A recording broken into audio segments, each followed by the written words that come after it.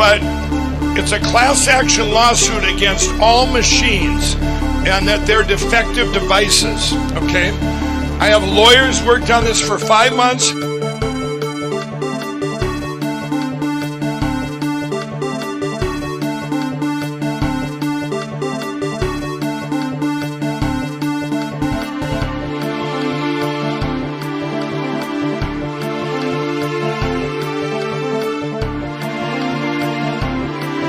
$7 million for reef fish management, $25 million to combat Asian carp, $2.5 million to count the number of amberjack fish in the Gulf of Mexico.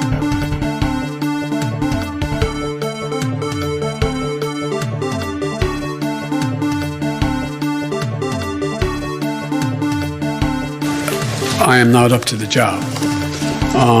And I mean that sincerely. It's not like, whoa.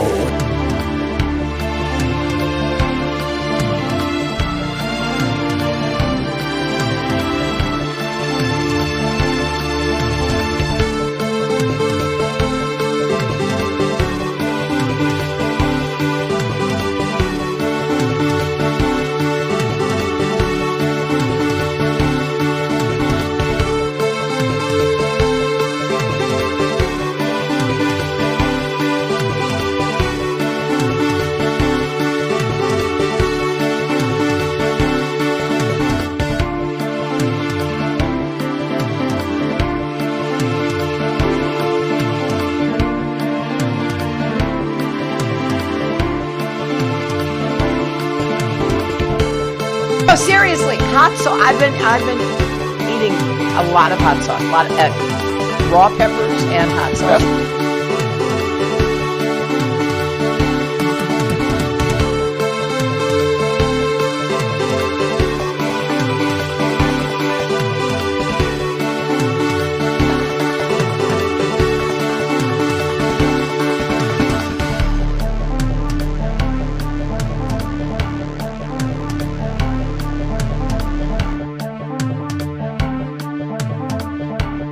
So notice something.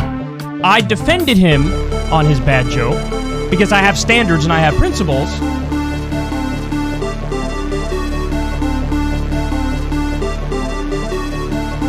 Dub is a shit fuck, you know, cringe to her, etc., etc.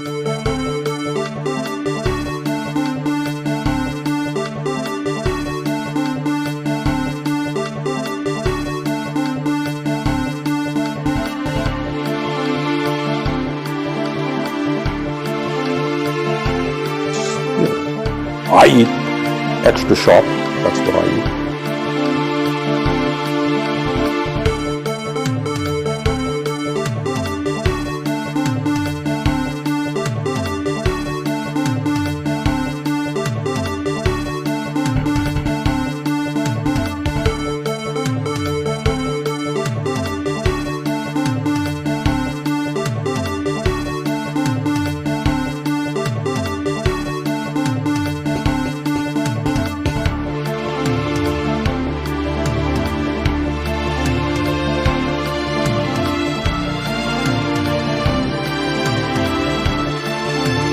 It's like, oh, Abel's your guy, eh, God? How about if I take him out in the field and beat him to death?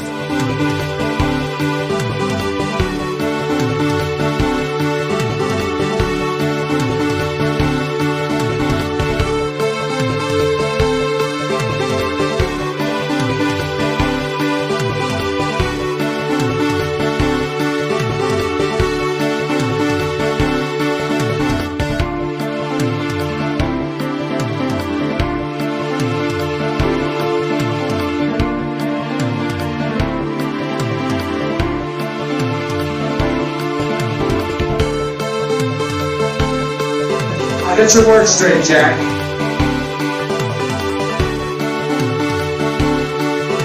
And then they have cans of soup. And they throw the cans of soup. That's better than a brick because you can't throw a brick, it's too heavy. But a can of soup, you can really put some power into that, right? And then when they get caught, they say, no, this is soup from my family. They're so innocent. This is soup from my family. It's incredible. And you have people coming over with bags of soup, big bags of soup, and they lay it on the ground, and the anarchists take it and they start throwing it at our cops, at our police. And if it hits you, that's worse than a brick because it's got force. It's the perfect size. It's like made perfect. And when they get caught, they say, no, this is just soup for my family. And then the media says, this is just soup. These people are very, very innocent. They're innocent people.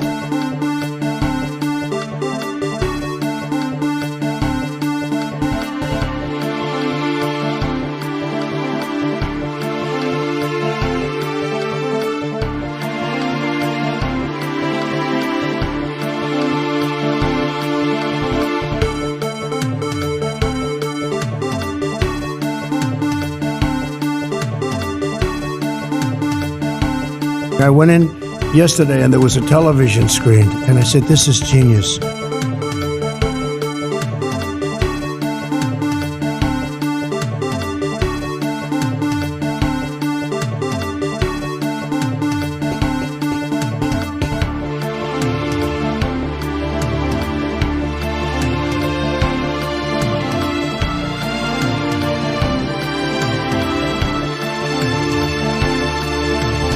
Running against the worst candidate in the history of presidential politics puts pressure on me. Can you imagine if I lose my whole life? What am I going to do? I'm going to say, I lost to the worst candidate in the history of politics. I'm not going to feel so good. Maybe I'll have to leave the country. I don't know. Watch Hillary examine the terrain. Watch a campaign with the man Tim Kaine. Tim Kaine in the membrane. Tim Kaine in the brain.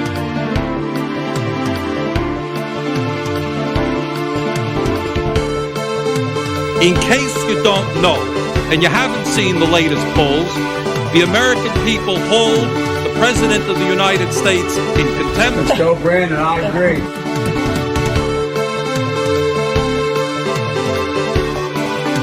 It's like, oh, Abel's your guy, eh, God? How about if I take him out in the field and beat him to death?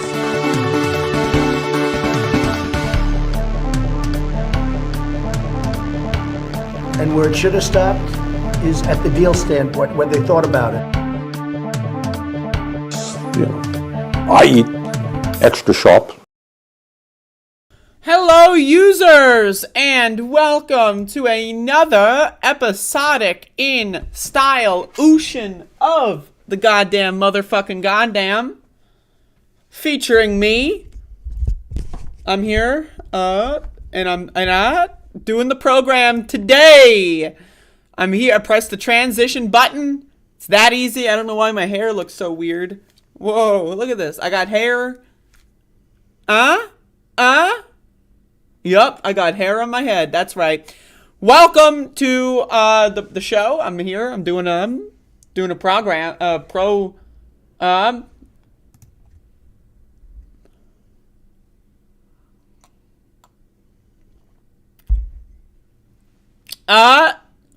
Hello, users. It is April.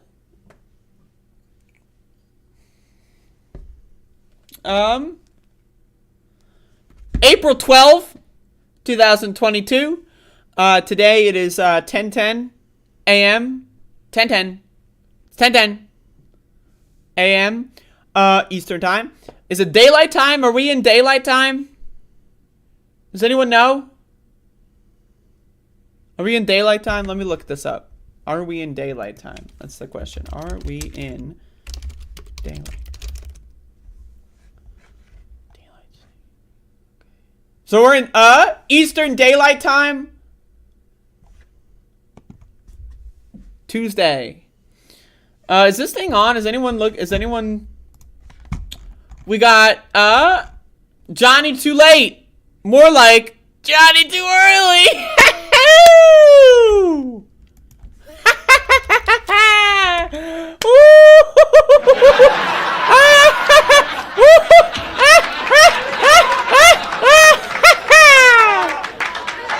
God, fuck.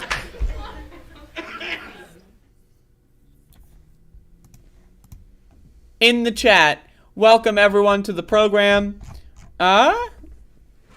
Welcome to the program. Today's April 12th. Anyway, so we got a show going on. Doing a program today. Yeah. So anyway, I got some news. Doing a new show. I'd like to announce that tomorrow, Cooking with the Bitch returns. Alright, so you might be wondering, it's returning. Holy shit. What time is it going to be tomorrow? Well, tomorrow, assuming I get all the editing done today, which I'm still, like, I actually just started. I'm like maybe 15% done the editing. Maybe. It's hard to quantify. Tomorrow, 11:30 a.m. Eastern Time. So, the show will end a little earlier than it, sometimes, whatever. It'll air Cooking with the Bitch. We will go from this show above it all. We will all migrate directly to the cooking premiere. That's the idea. 11:30. Be there or shut the fuck up.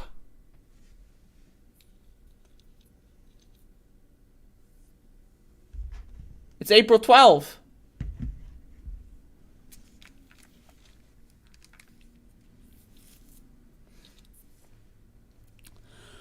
So anyway, today we got a show going on. I will have a guest later in the program.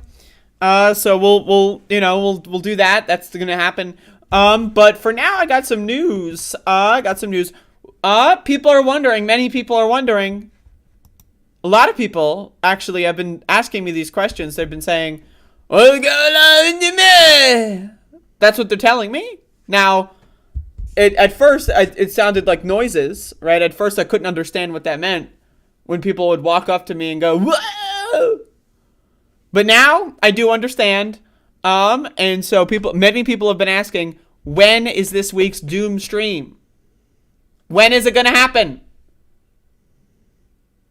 When? They're asking.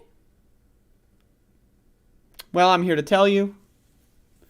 The Doom stream will be... I'm making this decision right now, by the way. You know what? It'll be tomorrow. That's right. Same time, 3 p.m. tomorrow. So tomorrow, above it all. Then at 11:30, Cooking with the Goddamn Bitch. Then at 3 p.m., Doom broadcast. Should I do it at 2? Maybe I'll do it at 2. Should I do 2? 2 p.m.? 2 p.m. tomorrow. Doom broadcast. That's right. Wednesday's the day to watch me. Did I do my hair? No. I showered. Actually, I showered yesterday. Actually, I didn't shower yesterday. I haven't showered. Cracking open a seltzer. No. I got carbon. Oh no. On my keyboard. Oh. A used paper towel. That's right. It's used. And now it's going to be reused. You know what they tell you? Reduce, reuse, and recycle. Yeah, that's right. Even your snot rags. 2 p.m. tomorrow. Fractured Worlds, the Doom Wad. Tomorrow, 11:30. Cooking with the Bitch. Wow. What on earth is going on here? Tomorrow, Wednesday, is the day to live. The tresses. Tresses. What are tresses? A long lock of a woman's hair? It's just,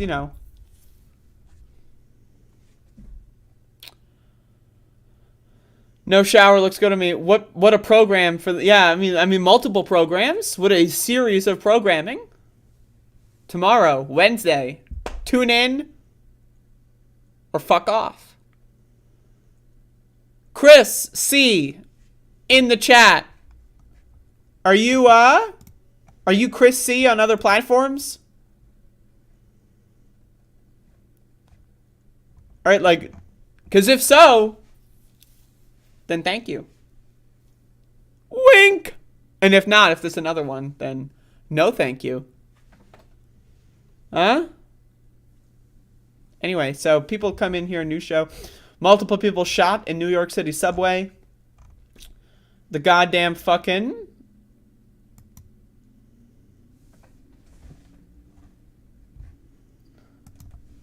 Yeah, this country. This goddamn country! Am I right, people? What on earth is going on in this country? Well, let's take a moment to focus on other people's, other countries' problems. So the United Kingdom, not so united these days. Well, you know, we've got some stuff here. So there's a poll by YouGov, did a poll in the United Kingdom. Most Britons want conversion therapy banned, including that aimed at transgender people.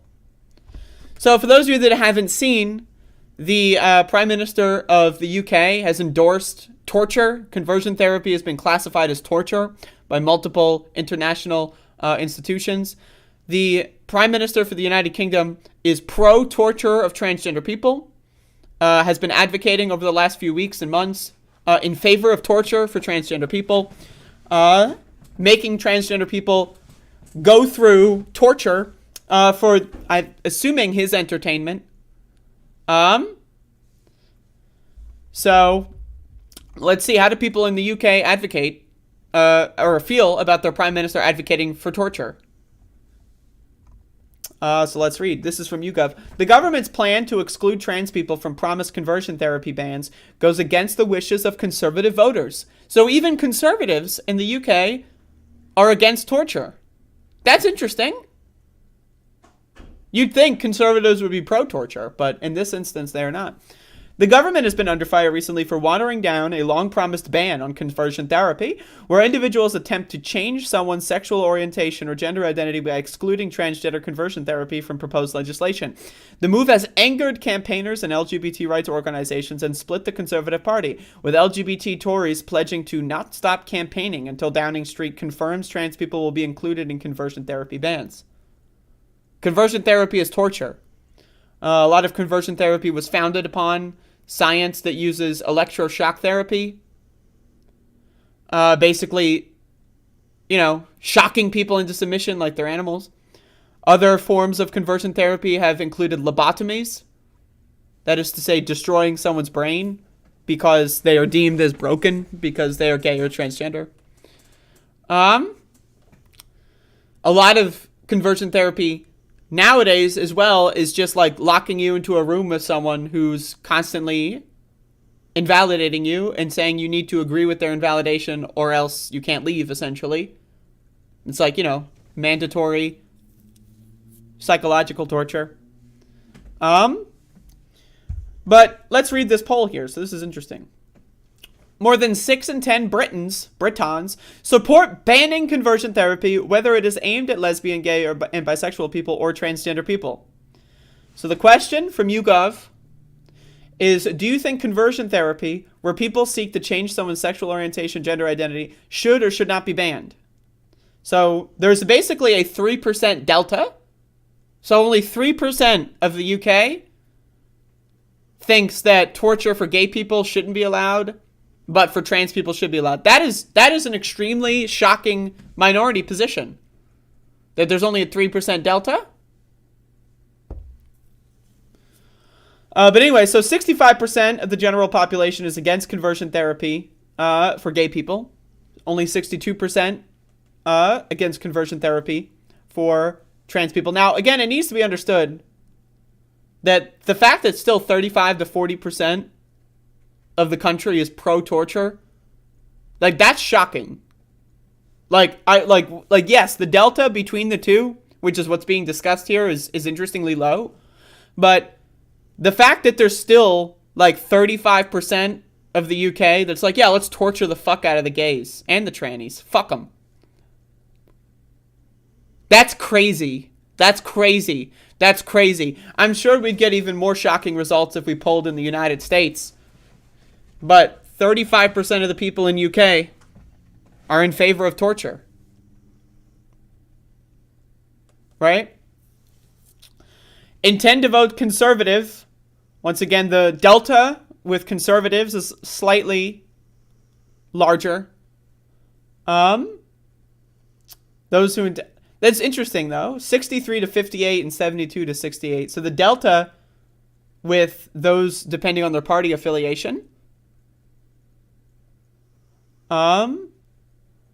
is actually wider than the general delta, depending on the party affiliation. But what's interesting here is we're often told by TERFs, right? Trans exclusionary, quote unquote, radical feminists, that women, and they mean cisgender women, are specifically under assault by trans people.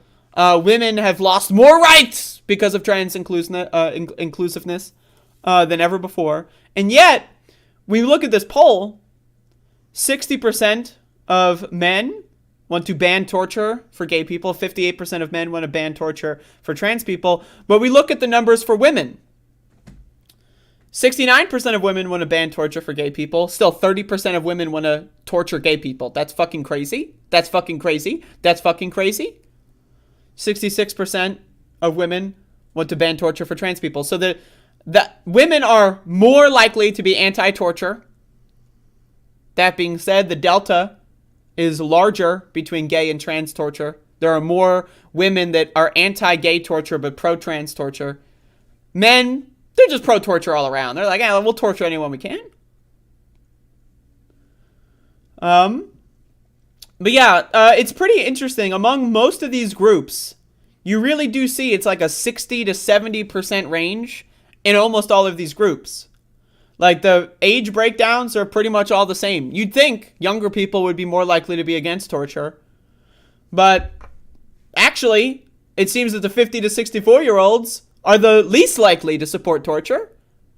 Interesting. That's interesting to me. That the younger people are more likely to support torture than older people. That's interesting. Typically, you'd see younger people be more progressive. In this instance, their progress is they want to make torture legal again, essentially. But anyway, I think that this is an interesting poll for what's going on in the UK with trans rights. Most people that live there are against torture, but still 30 to 40% of the country is in favor of torture, depending on what demographic you use. That's fucking crazy, though. That's crazy. The fact that, like, nearly, like, 30 to 40%, that's a lot of people that are just like, yeah, let's fucking torture these goddamn fucking, whatever words they want to use. It's crazy. That's crazy to me. I can't believe it, but...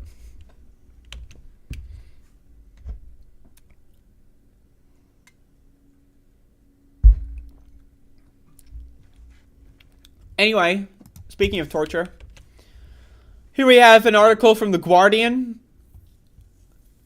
Trans people's mental health is at crisis point in the UK, warn experts. Helplines report rising demand as conversion practices decisions follows years of negativity from government, media, and outlets. I wonder what, media and others. I wonder what media people might be referring to. Could it be The Guardian? Could it be The Guardian? Is one of those media outlets that maybe makes trans people feel unwell? Maybe.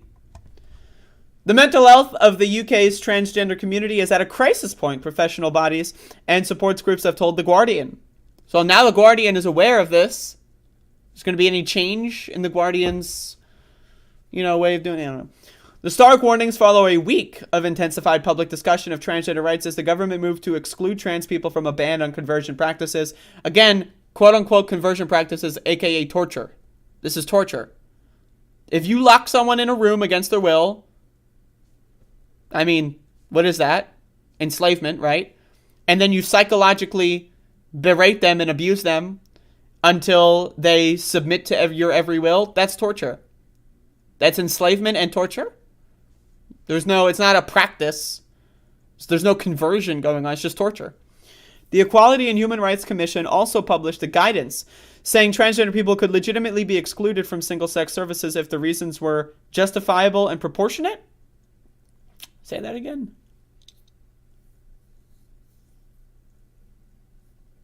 What?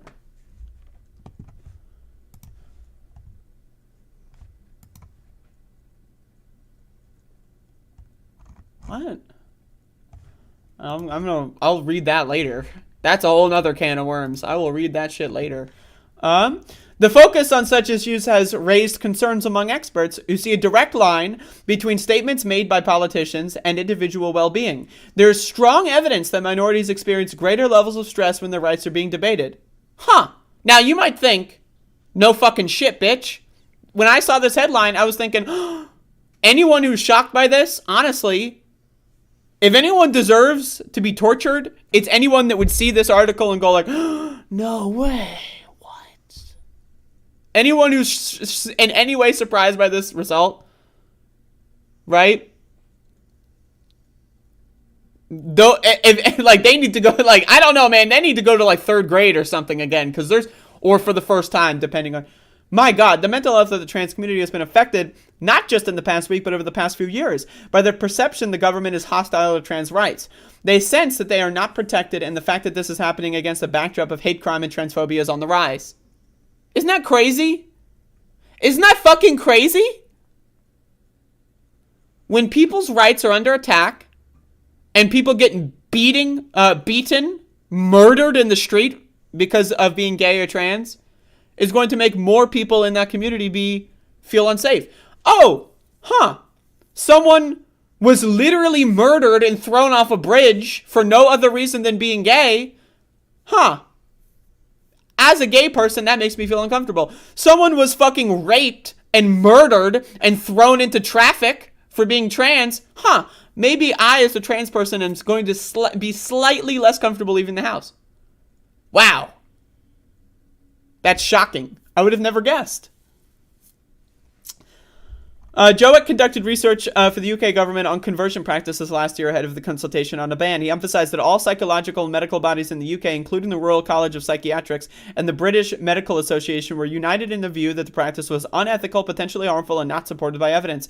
We feel it is absolutely necessary for transgender people to have the same level of protection as anyone else. In the past week, support services for trans people have reported an increase in demand. The anti-abuse charity Gallup, for example, said it was taking calls to its helpline from trans people who feel exhausted and dispirited by their exclusion from the government's proposed conversion therapy ban and the surrounding conversation on social media and in the news. Meanwhile, individual families contacted The Guardian privately to express a despair at what was described as the perfect storm of transphobic misunderstanding and misinformation. I'd go as far as to say it's disinformation. People are purposefully lying. Anyone who is in favor of torture for trans people is a genocidal maniac. J.K. Rowling, again, she is like the main... She's like the spokesperson for the genocide group in the Turf Island. They're pro-genocide fascists. They are neo-Nazis. 35 to 40% in a poll of those in the UK support torturing minorities. They are neo-Nazis. Who else wanted to support torturing minorities? The Nazis. They kind of built entire institutions that revolved around torturing minorities. All LGBT young people, but trans young people especially, are suffering a crisis in mental health, said Dominic Arnall, the chief executive of Just Like Us, a UK-wide charity that works with schools to support LGBT plus youth. It is driven by the constant drip of negativity from the government, media, and others, creating a climate that says that they are not worthy of the same human rights and freedoms as the rest of us enjoy. The past week in particular has been tremendously difficult for trans young people. They hear the Prime Minister describing conversion therapy as abhorrent, but then not banning it for trans people. It's abhorrent. It's torture. But yeah, let's torture the fuck out of these trannies, right? I mean, torture's good for the trannies. It's bad for us, and maybe I got like a gay cousin or something. But the fucking evil freak show, sexual predator trannies, let's torture the shit out of them. Anyone that thinks that they're not a Nazi when they say that is fucking stupid. They are Nazis. Anyone that would support torture for anyone makes you a Nazi. It makes you a fucking Nazi. That's it. There is no, it's that simple.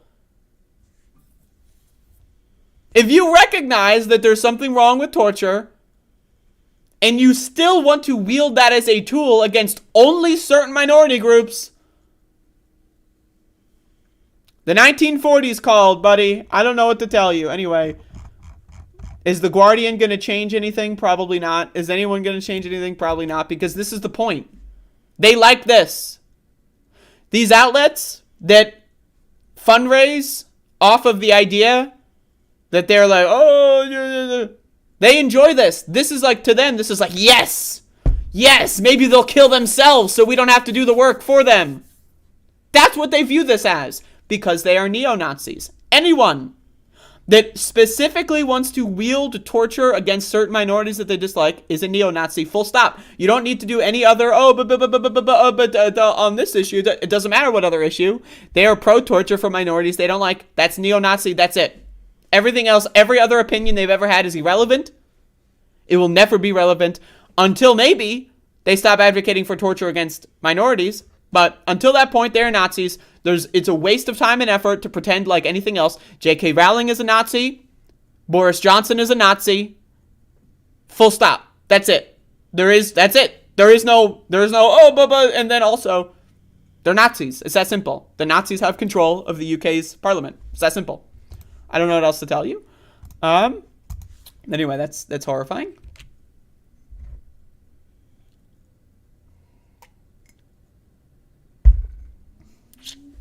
Drinking some goddamn coffee here.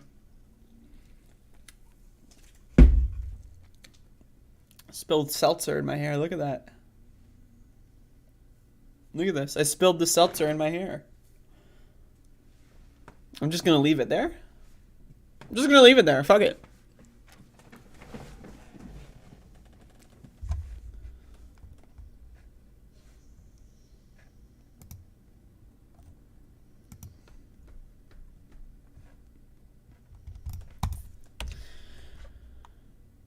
Elon Musk, 420 epic meme guy, Tesla, dog, meme guy, 69. Elon Musk won't be joining Twitter's board after all. Now what? So in my opinion, a lot of people are misinterpreting what's going on here. So I want to talk about this. And just like that, it's over before it even begun. Elon Musk, the richest man on the planet, and I don't know about that. I've been looking into Putin and his wealth accumulation in Russia. I'm willing to say Putin's probably the richest guy on the planet. I've been looking into that recently, and I don't know, if you control an entire country and you're a dictator and you have, also hundreds and hundreds and hundreds of billions stashed around the world, so much so that no one even knows how much money you have. I don't know. But anyway, the richest man on the planet, an avid poster of Twitter memes, has declined an offer to join the board of the social network. The announcement from Twitter chief executive Parag Agrawal put an abrupt end to any hopes the world had of watching one of the platform's biggest provocateurs become part of its management. It also raised the prospect of a more complete Musk takeover.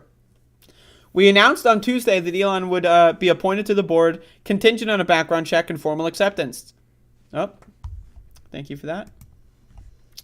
Agrawal said in a company briefing he shared, Elon's appointment to the board was to become officially effective 4/9, but Elon shared the same morning that he will no longer be joining the board. Elon is our biggest shareholder, and we will remain open to his input. Notice these fucking, cucks, by the way. If anyone wants to use the term cuck, it's like these Twitter CEOs. Oh, he's a shareholder. Oh, we'll do whatever you want. You want to be on the board? Okay. You don't want to be on the board? Okay. Do you want Mr. Elon. Oh, yes. Oh, yes, Elon. Oh, you're good. Oh, please, Elon. Please, you're big-ish. We'll do whatever you want. It's fucking freaky. The deal to add Musk to the board came about after he acquired a 9% stake in the company to become its biggest individual shareholder. Filings with the U.S. Securities and Exchange Commission indicated that seat came with an agreement by Musk to keep his stake under 15%. Now, this is the important part here. It is not clear what happened in the interim to derail things. Internally, employees may have bristled.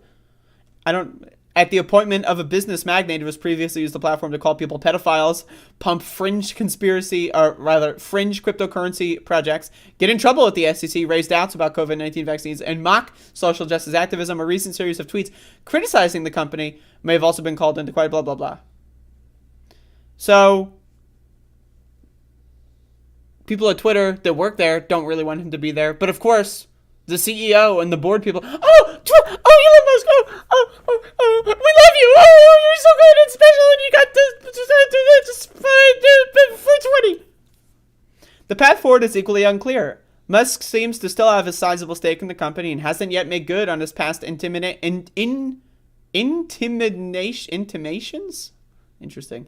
And launching his own competing social network. These are the scenarios that can unfold from here. Musk cashes out, blah, blah, blah. So anyway, fuck that shit. The reason why he did not join the board was this. The seat came with an agreement by Musk to keep his stake under 15%. Elon Musk, theoretically, if it took him $3 billion to get 10% of Twitter, right, he could theoretically get as much of Twitter as he wants. He's worth hundreds of billions of dollars. He could buy 20%, 30%, 40% of Twitter. He could buy every single share that's publicly available in the stock market if he wants to, right? So why would he pin himself down at a 15% cap when he has the power and the influence and the money and the wealth to just buy the whole company outright? So that's the reason. Anyone else trying to theory craft. This is not that big of it. This is not a hard. He wants to have the option open to buy more of Twitter. And if he becomes 51% of Twitter, I mean, then he owns Twitter, essentially, right? So.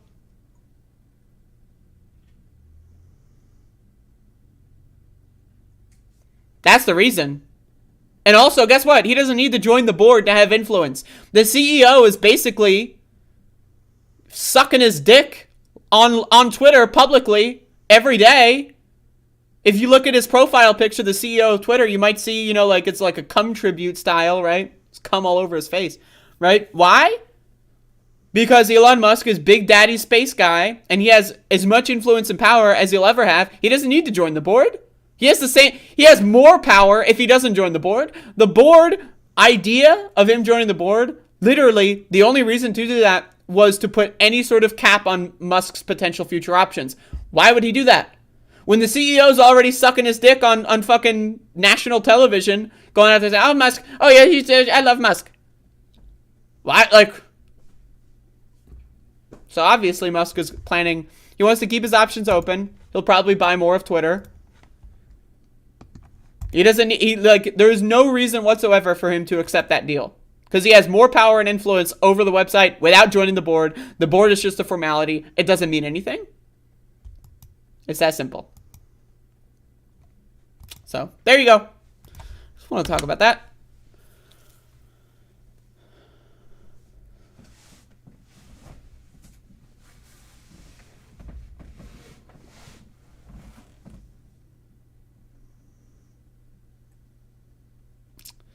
That's no surprise. I mean, yeah, when you violate the SEC, guess what? You just pay the fine and then you're good to go. If you make more money, right? Twitter went up 20%, right? And he spent $3 billion, right? So he made a lot of fucking money.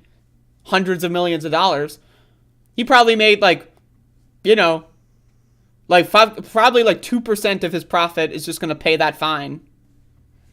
That's why the whole system doesn't work. Without jail time, it doesn't mean anything. They just make more money by skirting the law, and then they pay off all the fines with their profits.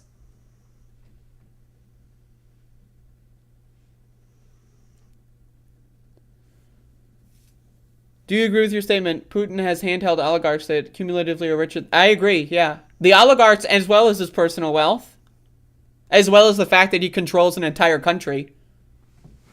But people like to exclude politicians from these lists, I guess. Which, I was not necessarily too aware of Putin's wealth accumulation last year, so I'm trying to learn more about it.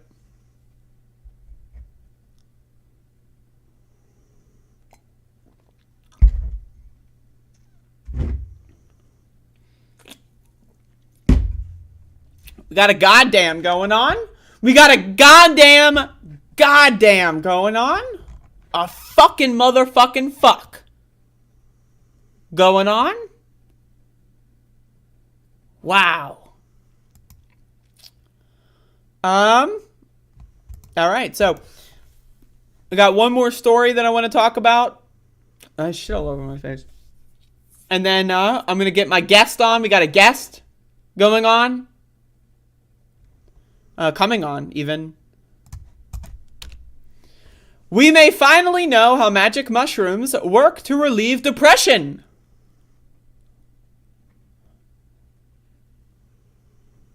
Wow. It's a great image.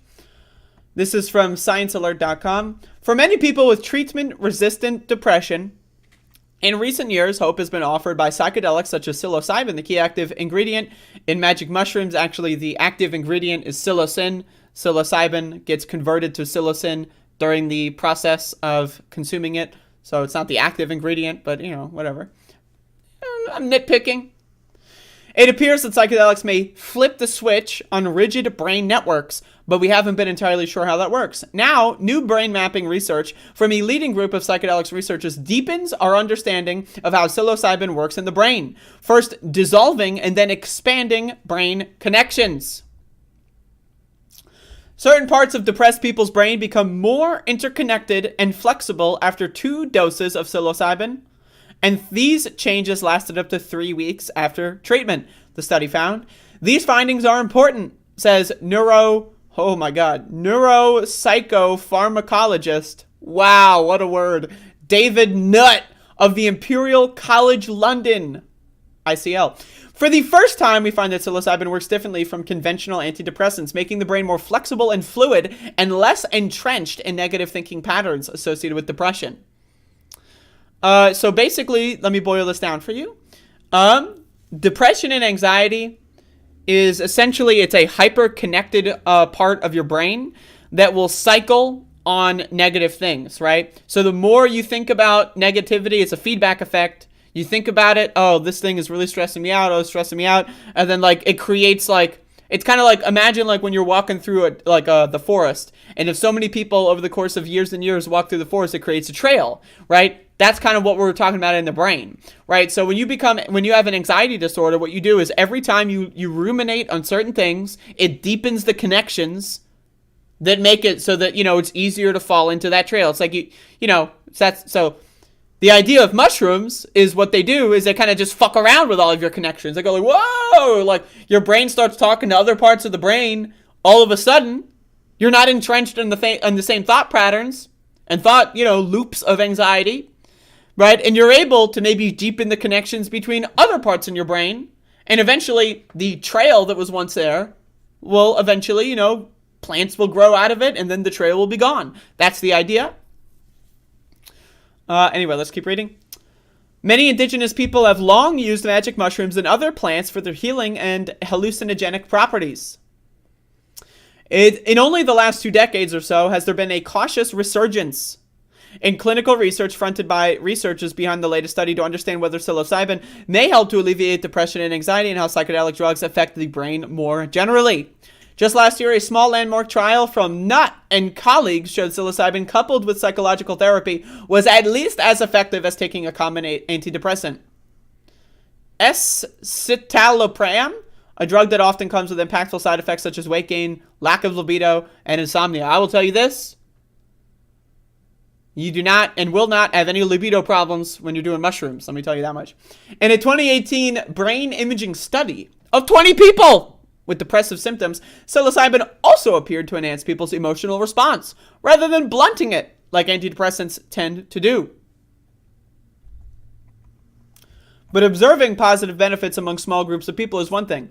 Untangling what's happening in the brain is another challenge altogether, and so far the mechanisms of how psilocybin works in the brain have remained poorly understood. Analyzing brain scans of nearly 60 people with clinical depression involved in 2 previous trials, Nutt and colleagues found that receiving psilocybin had greater connectivity between brain regions that are rich in serotonin receptors and usually segregated in depressed patients. The effect was rapid, sustained, and strongest in people who reported the depressive symptoms had eased. Their brain networks were more interconnected and flexible 1 day after treatment, and in some people 3 weeks later. So for those of you that are wondering about dosing, the study is here. It lists all the dosing and all that kind of stuff. I might read the full study later. But just wanted to throw that out there. But anyway, yes, I agree with this. I have done experimentation on myself with mushrooms as a depressed person. I'm so depressed and anxious. I have an anxiety disorder. I'm anxious as hell. In fact, I'm freaking out right now. Whoa. I've done a lot of experimentation on myself, and pretty much everything that this is saying I can attest to.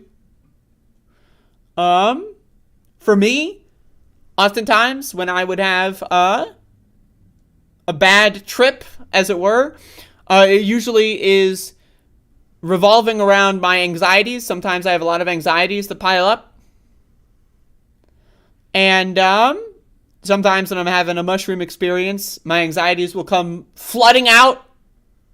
And then all of a sudden, I'm ruminating about these anxieties. And then I realize, wait a second, I don't need to be anxious about that. And then boom, I'm happy. I'm super happy. And then I'm happy for weeks and weeks and weeks. Typically, and sometimes, the anxieties happen again. They come back sometimes, right? So again, maybe if I continue to do self-experimentation, I'll either go crazy. It's possible. Unlikely, but possible. Or maybe I will be completely cured of anxiety if I continue to experiment on myself. It's possible. Who knows? But anyway, these studies, I can attest to that with my personal experience. Oftentimes, anxiety is just like,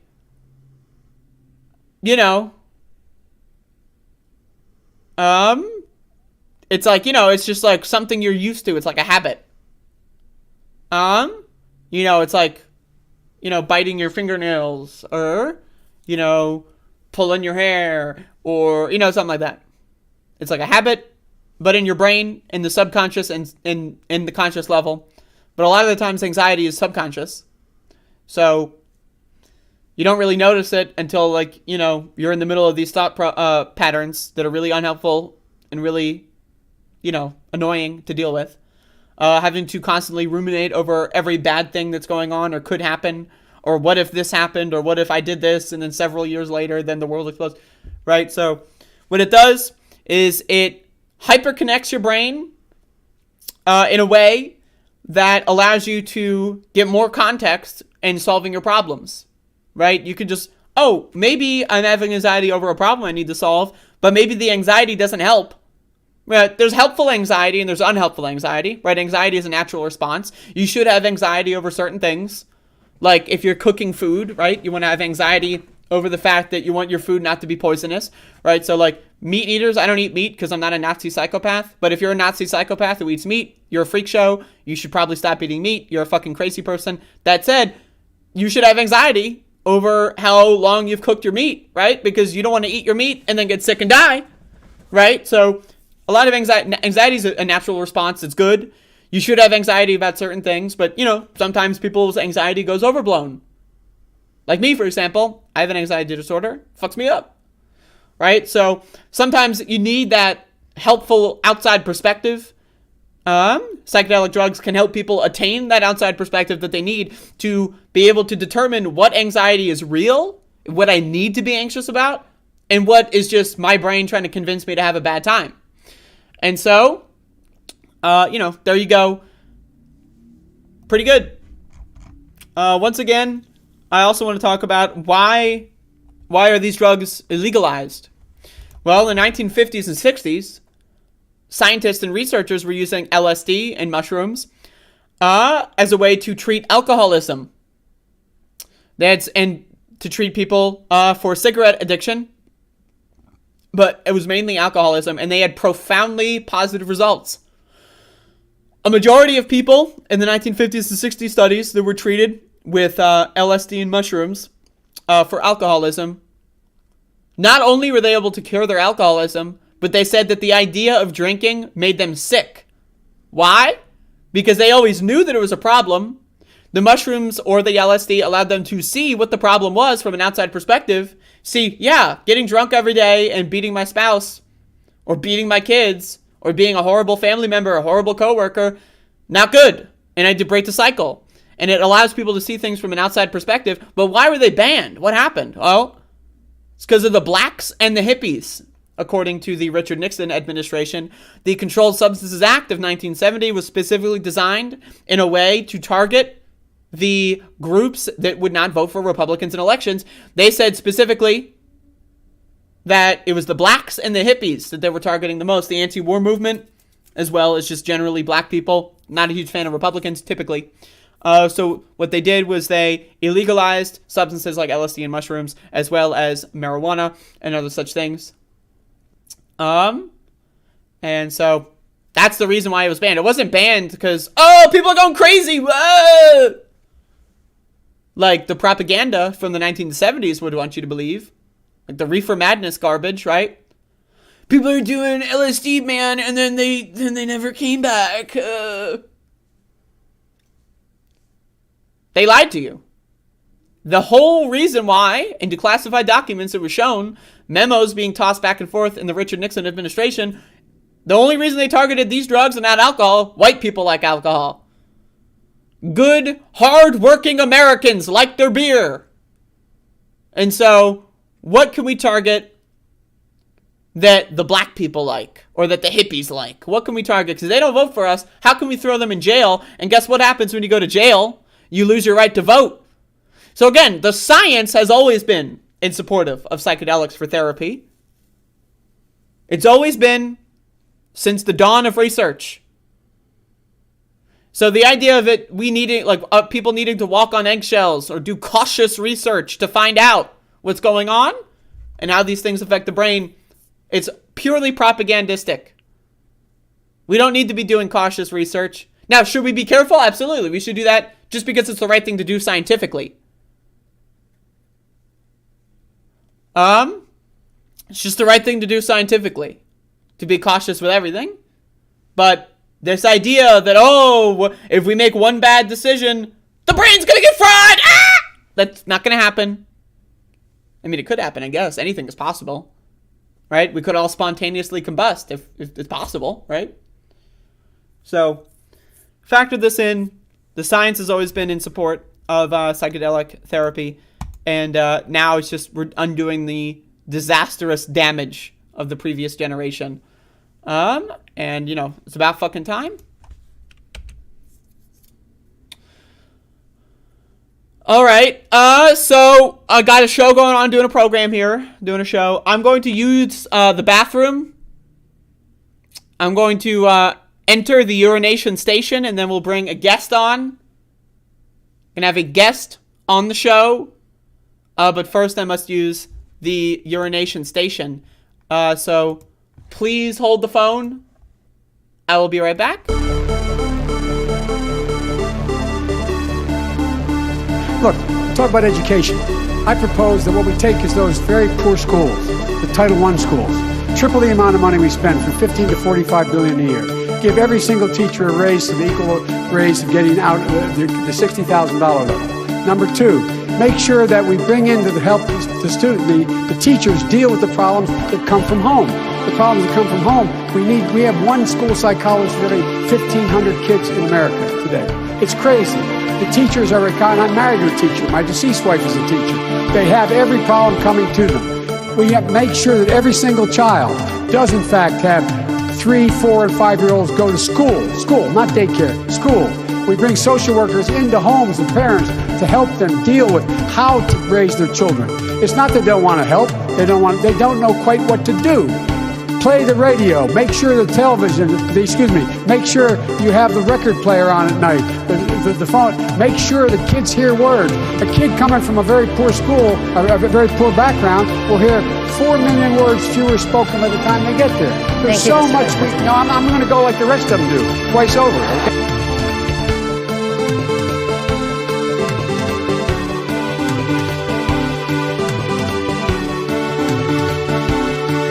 It is time for us to do what we have been doing, and that time is every day.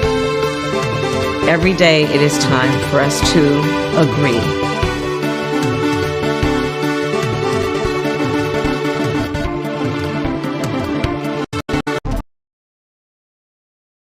Testing! Alright, what's up? I have exited the urination station. I'm back. I have exited the station of urination. And so we're here.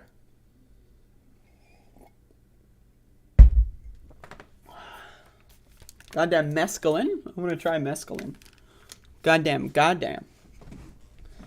Personally, I don't... never mind. Got a show going on, doing a show. That was a fast piss. Yeah, that's right. I'm a world record speedrunner. And I apply that kind of mentality to everything I do in life. So, anyway, got a show going on. I'm going to introduce a guest of, some would say, epic proportions. Others may disagree. Well, I mean, I think we can all agree that our following guest is epic. Now, your interpretation of the word epic, like, we're talking about, like, the Iliad, right? It's maybe, that's epic. You know? Anyway. They do these fun clips and videos. They're a video editor and maker. They make videos, and then, once they make the videos, they edit them. What? Well, so you edit the video to make the video. Then when you make the video, you edit it even further. Their most recent work involves Ted Cruz being a little nasty. Spoiler alert, this is gross. But, you know, let's play a little segment here. The child pornography. There is a very consistent pattern. Chairman. Respect, Senator. That's a lot. So anyway, there you go. I can't play any more of that because it's gross. But Ted Cruz, very interesting with his ranting and raving about being a fan of child porn, turned into video form with the following guest. So I'm going to call this motherfucker on Discord. See if I can get this motherfucker in the goddamn. This motherfucker. It's 11 a.m. Eastern time. We're getting a guest on. How have you never heard of this? I don't know. Hello? Oh, holy shit. Eastern. Yo. Oh, I can hear myself. Yo. I can hear. Oh, God. It's happening. It's happening. I've never heard of this. Oh, no. I can hear myself. Are we good now? I don't know. Mm-hmm. Okay, I think we're good. All right. Are we good now? Oh, no? No? No, maybe? Maybe. I don't know. Do you see me? No. I see nothing. No. You see nothing. I see nothing, yeah. You gotta hold activate. On a minute. Camera, come on now. Come on now. Oh. Exactly. Okay, this was working before. How do I do this? This is getting crazy. All right, hold on. Can you Testing see me? video. It says that the video is working. I don't see any. I see nothing. I see nothing. Okay. You have nothing. Wild. There is nothing. I see you now. Yes, I see you. That's me. That's you. Hold on. Turn on camera. You're too loud. Maybe this will lower work now. Your volume. Oh my God. Okay, hold up. You're loud. I gotta lower your volume. Right. Okay. Oh no! Don't do anything. Wait. All right. Speak. I won't. Say something. Am I good now? I don't know. Is this? Yeah. Get away from the mic. Okay. I'm gonna keep your volume, but like back up a little bit. Back up. I want you to back up into the green screen. Yeah, baby. Okay. Into Studio 54. That's my background, by the way. The 64? Is that what it is? Studio 54, the origins of disco. That happened from 1977 to 79. It was the first club in American history that became the blueprint for all further clubs. Nightclubs, disco, pre-techno, pre-rave. And that's the kind of spirit that I'm trying to exude, that I think the left needs a lot more of. Okay. And Andrea, thank you. I appreciate your bravery and independence. I'm as brave. I've told you I'm independent. over the years. Yes. Brave for platforming me. What do you have in your hand there? You've got, like, you're holding an apparatus? Is that a pen? This is a pen. Are you chewing pen caps? I see that that's a bent pen cap. Not that one. Vape, but this is a pen. Have you chewed that? You chew the pen cap? That's a bad habit. You should stop that. I know it's bad for your enamel. Yeah. Don't look too closely at the teeth. Oh, yeah, it's all good. Thank you, because like I said, you're going to get canceled by many of my Twitter haters. I'm being canceled right now. The cancellation has been filed with the county. So do you want to start off by talking about why you're controversial, or do you want to start off by talking about your videos? Because either one, we'll do those. Those are the two big segments here. They're two major segments. Perhaps I should talk about why I'm controversial and go back. And I don't know if I can ask you why you're controversial, because of course, in the same way that you will be canceled by, Jeff Campbell's friends for platforming me, I will be canceled by, already have been, like Walmart Mike and Bella have stopped talking to me. And, and Twitter is not a place to make friends, unfortunately, apparently. I thought that I was creating, like, when I was accepted into the group chats. Your hands keep disappearing. Is that like magic? Oh yeah, wow. It is magic. Whoa. Whoa. But anyway, I was brought into these like group chats like a year ago by these people that were like, yeah, we like that you're anti-door. Now keep in mind, I want to foreground and frame this conversation. Please. 99% of people listening to this have no idea what you're talking about. What we're talking about. But it's still entertaining enough to talk about it. So we're going to talk about it. So, we're going to talk about why you're controversial. I know people don't know what the fuck's going on. They don't know Twitter group chat. Who cares? And that we need to underscore, none of this matters. But also, it matters a lot. So let's continue. Exactly. It matters a lot. Steve Bannon thinks it matters a lot.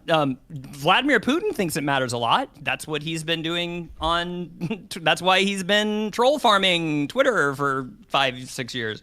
But anyway, first off, Andrea, I love, when I first discovered you, you used to say, I love you all so much to your Twitter people. Sure. And I loved that about you, because love is really important. And I think yesterday when you were talking about bringing me on, you said, a lot of people hate this motherfucker. And it's like, I don't hate anybody, right? I really don't hate any of my haters.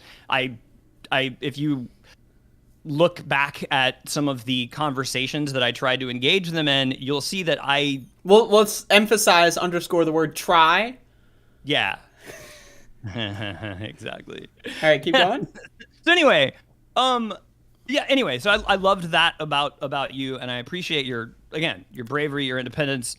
And I also love that every episode you do of your show, you make the political personal and the personal political. For instance, your story today about the violence against trans people flashed me back to one of my earliest sort of real life terror memories of this guy that was dating one of my. So I have siblings that are like 14 years younger than me. You have siblings?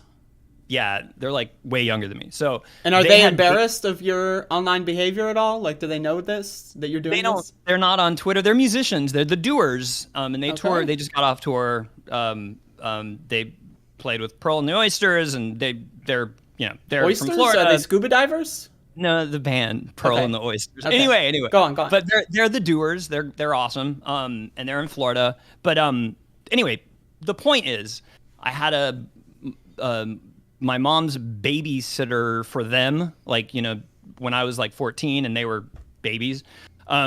This woman's boyfriend told me a story when I was let me get this up. Let me just reframe this. So yeah, go ahead. Your parents' babysitter, like, okay, so your siblings' parents' babysitter's friend. Okay, this is a crazy story. Check it out. The woman who watched my mom's new kids, like my younger the new brothers, kid. So you're the old kid. You're I'm used. old as hell. Yes. We tried to get a return, but we passed the. Okay.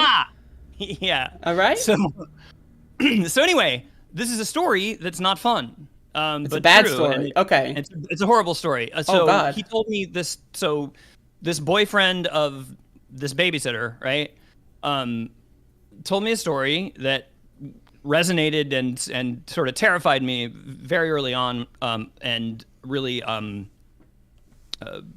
spoke to what you were talking about violence and torture of trans people. So this guy told me that he and his buddies in their 20s, and this is in the year like 1986, they loved going to gay bars. Now they're straight guys, right? They loved going to gay bars. Why? I asked as a 12-year-old, you know. I thought you were 14. 14, 12, 14, I can't. It's between 1986 You got to get your story straight. This is a fucked up story. Fine. The point is, he told me that he and his friends would go to gay bars to meet women because, of course, women were far more relaxed in gay bars, right? And that one of his friends, you know, like one of my friends, who knows, maybe it was him. Many people are saying. Many people are saying, he told me, hooked up with this hot chick at this gay bar, Whoa. Right? Until they got back to her place and discovered a penis in her pants. Oh, no. And then beat the shit out of her and thought that, and he told me that, and he thought it was like a really that's hilarious. Funny story. Wow. Yeah, really funny shit, right? That's incredible. So anyway, that is, so again, one of the things I love about what you do is you humanize in a way every single day that how dire and how important politics is, and I agree. how personal it is, and I really love that. I agree with your praising of me. I think that this is good praising, and maybe we can get some more praising in at the end. But yeah, I like that's a good point of telling your story, is that, like, you know, these are like, everything is political, right? And all politics are personal, because every decision that's made politically has consequences. And so, you know, when people over the course of thousands of years, like, you know, try to pretend that certain groups of people don't exist, or try to, you know, propagate conspiracy theories against minority groups, that ends up with these minority groups being beaten, murdered, killed, and this is continuing to happen and still happening. And that's, you know, it's horrifying. So, you know, and again, but back in the, you know, mid 80s, homophobia was pretty much all there was, right? Like, and again, this is like, can you like move closer to the camera so that we're not as desynchronous? Because I'm like way up here. So there we go. Okay, so now we're less awkwardly. Way more personal. Oh, okay. Okay, now actually zoom out. No, I wanted to get the Prince in there because the reason I wanted to get Prince in there is because, well, before I go any further, I mean, the mission of our channel, Getting Down with Disco and Brian, is nothing more really than the revivification of Bernie's rallies that were happening back before COVID started, which I know you attended a few. Jack White in Detroit, Prince's band with Ilhan in Minneapolis, Bon Iver in Iowa, The Strokes in New Hampshire, you know, Cardi B interviewing Bernie. Remember that, before she did what Bernie told all of us to do and support the only option against fascism. And she had that amazing interview with him where she talked about FDR and, you know, and of course, Cardi, I don't know if you know, she just quit Twitter recently because she's just been an inspiration to us all. Well, right. But, I mean, no, I'm basically what I wanted to say is, like, the vision that we have, not me, us fest, democracy parties, all it is reviving what was happening and what was actually doing really well for Bernie before the troll farms started destroying the left from within, as you have covered brilliantly every day on your show. I'm brilliant. So, what can I say? Yeah. What can I say? Well, yeah, I mean, okay, so let me just put a pin in that real quick. Please. So yes, so your mission not only is to do videos, which you do, you make videos, of, like, you edit together other videos into and then that's like fair use or something. So you make videos. I never thought that I would be able to do that. I took a lot of inspiration from Vic Berger, Tim Heidecker's co-host of the Office Hours. And I loved, like, his videos gave me more hope than anything else throughout the Trump years, how he would do those awkward they're great. Yeah. So that's where the Ted Cruz video came in. I mean, it is disgusting. It's cringy as hell. I'm cringing just thinking about it. No, it's horrifying. And Ted Cruz is that horrifying, and the obsession with child porn among his party is something that must be lampooned, as, of course, they have an overwhelming majority of people who are caught with their hand in the cookie jar, so to speak, as we know, from Josh Duggar to, well, Trump himself, right? Well, of course, Trump is proud of being a pedophile predator. He bragged about it on television. He's with and wished her well. What's her name? Epstein's co-host. Yep, or whatever. Co-host. Yep. So anyway, the Epstein and Ghislaine podcast. You know, it's like the bad faith, but it's the precursor. Yeah, just like Virgil and Bree. Yeah. Well, I don't know about Bree, but it is very seriously interesting that she has yet to mention. Like, what is it? Like a year later. She has yet to mention it, and Virgil Tex is still in the title. But yes, exactly, it's amazing. It's interesting. Anyway. So you make videos, but you want to translate energy into the real world. That's you're okay. So what is that? Tell me about this. So basically, every concert I went to prior to COVID, every rave we went to, when I would talk to people high on MDMA or whatever we were on, and I would say, why is it that we're in danger of losing America to talentless, cultureless thugs who don't have humor, who don't write songs, who don't make movies, who don't do anything that anybody ever wants to consume other than pundits on Fox News and fear porn fear porn. Like, why are we on the precipice of losing 100 years of festival culture created by jazz, all the way to R&B, all the way to everything you were talking about just before you came to me about the radicalization of youth through Woodstock, through the 60s, through these things, which you were just talking about, which is an amazing book. But How to Change Your Mind, Michael Pollan's book about everything you were just talking about psilocybin and all that delicious stuff.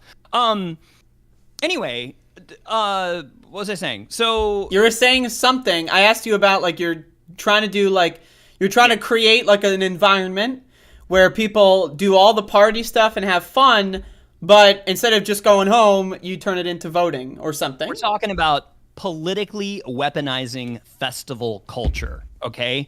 Because 95% of the bands and artists, actors, lecturers, TED talker, whatever the hell, right? 90 to 95% of them are on our side. Whether they're liberal, right? Like whether they're John Legend and Bon Jovi, or they're Cardi B and Rage Against the Machine, right? They're on our side against fascism. And that's what I'm into. I'm into being against fascism, and the only way that we're going to fight that and actually win is if we, when it comes to voting, as you brilliantly, once again, yesterday articulated beautifully, mass mobilization, where the hell is it, right? You got Charlemagne the God, who's, pretty good. He's got all the access to everybody, right? You got the people who actually have all the access, from Cardi B to Dolly Parton to everybody within that world, right? And who owns Coachella, Andrea? I don't know. Yeah, you don't know, right? You know who Elon Musk is. You just talked about him, right? It's true. I did. You know who Jeff Bezos is, right? I've heard of him. You've heard of him. Yeah, I've heard. Right? We know who Donald Trump is, but we don't know who owns Coachella. We're not talking about that because the problem with the left is that the only time we focus on culture is when Ben Shapiro freaks out about WAP, or when Laura Ingraham freaks out about Lil Nas, giving the devil a lap dance, right? The only time we think about it, the only time we're or during campaigns when politicians bring it up, and then as soon as the campaign is over and the election comes, they just done. It's done.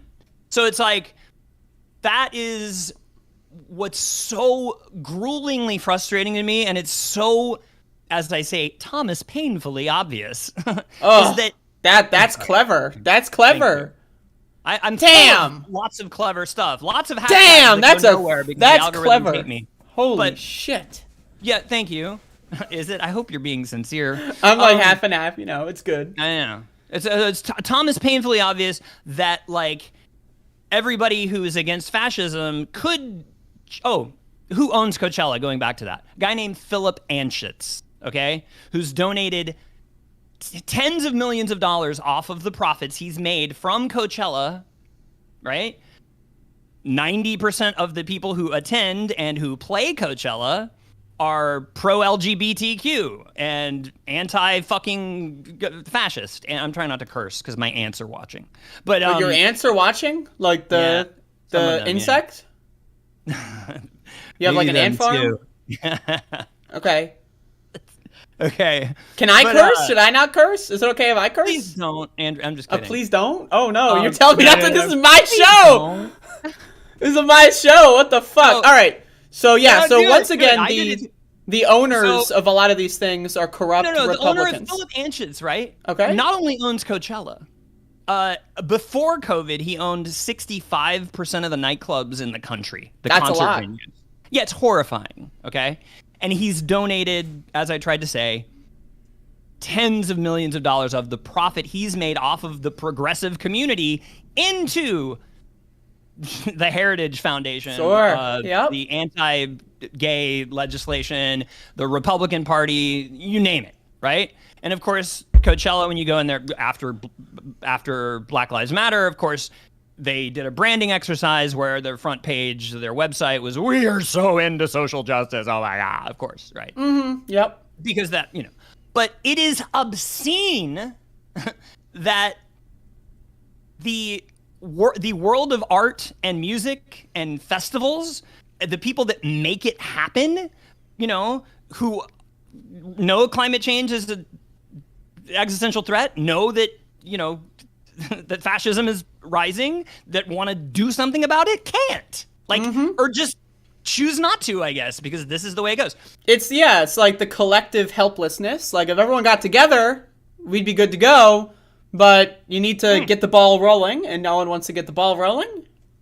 And that is as I've said, the industries, the culture industries, decided as Hendrix was closing Woodstock, like, okay, this is too powerful. Like, we have to segregate festival fun music over here as an entertainment source for, and purely entertainment. You can't learn anything. That's right. Right? From serious political thinkers. Okay. Mm-hmm. So with that, Andrea, what we need to do, and I'm sure Cardi B watches your show regularly. Cardi, hi, Dolly, hook it up. Let's go. If they do, I could use a retweet, I guess, right? Same. So anyway, it's just so obvious, right? For instance, in Kentucky, you got Charles Booker, who's amazing, and he's running for the Senate. I agree with you. We need to abolish the Senate, but we can't right now. Exactly. He'd be awesome. He'd be a great replacement for Rand Paul. Who could make that happen? Well, George Clooney is from Kentucky. He's got plenty of money and influence in Kentucky, and a bunch of artists that you wouldn't think are from Kentucky are from Kentucky. Mm-hmm. What if they all got together and said, you know what?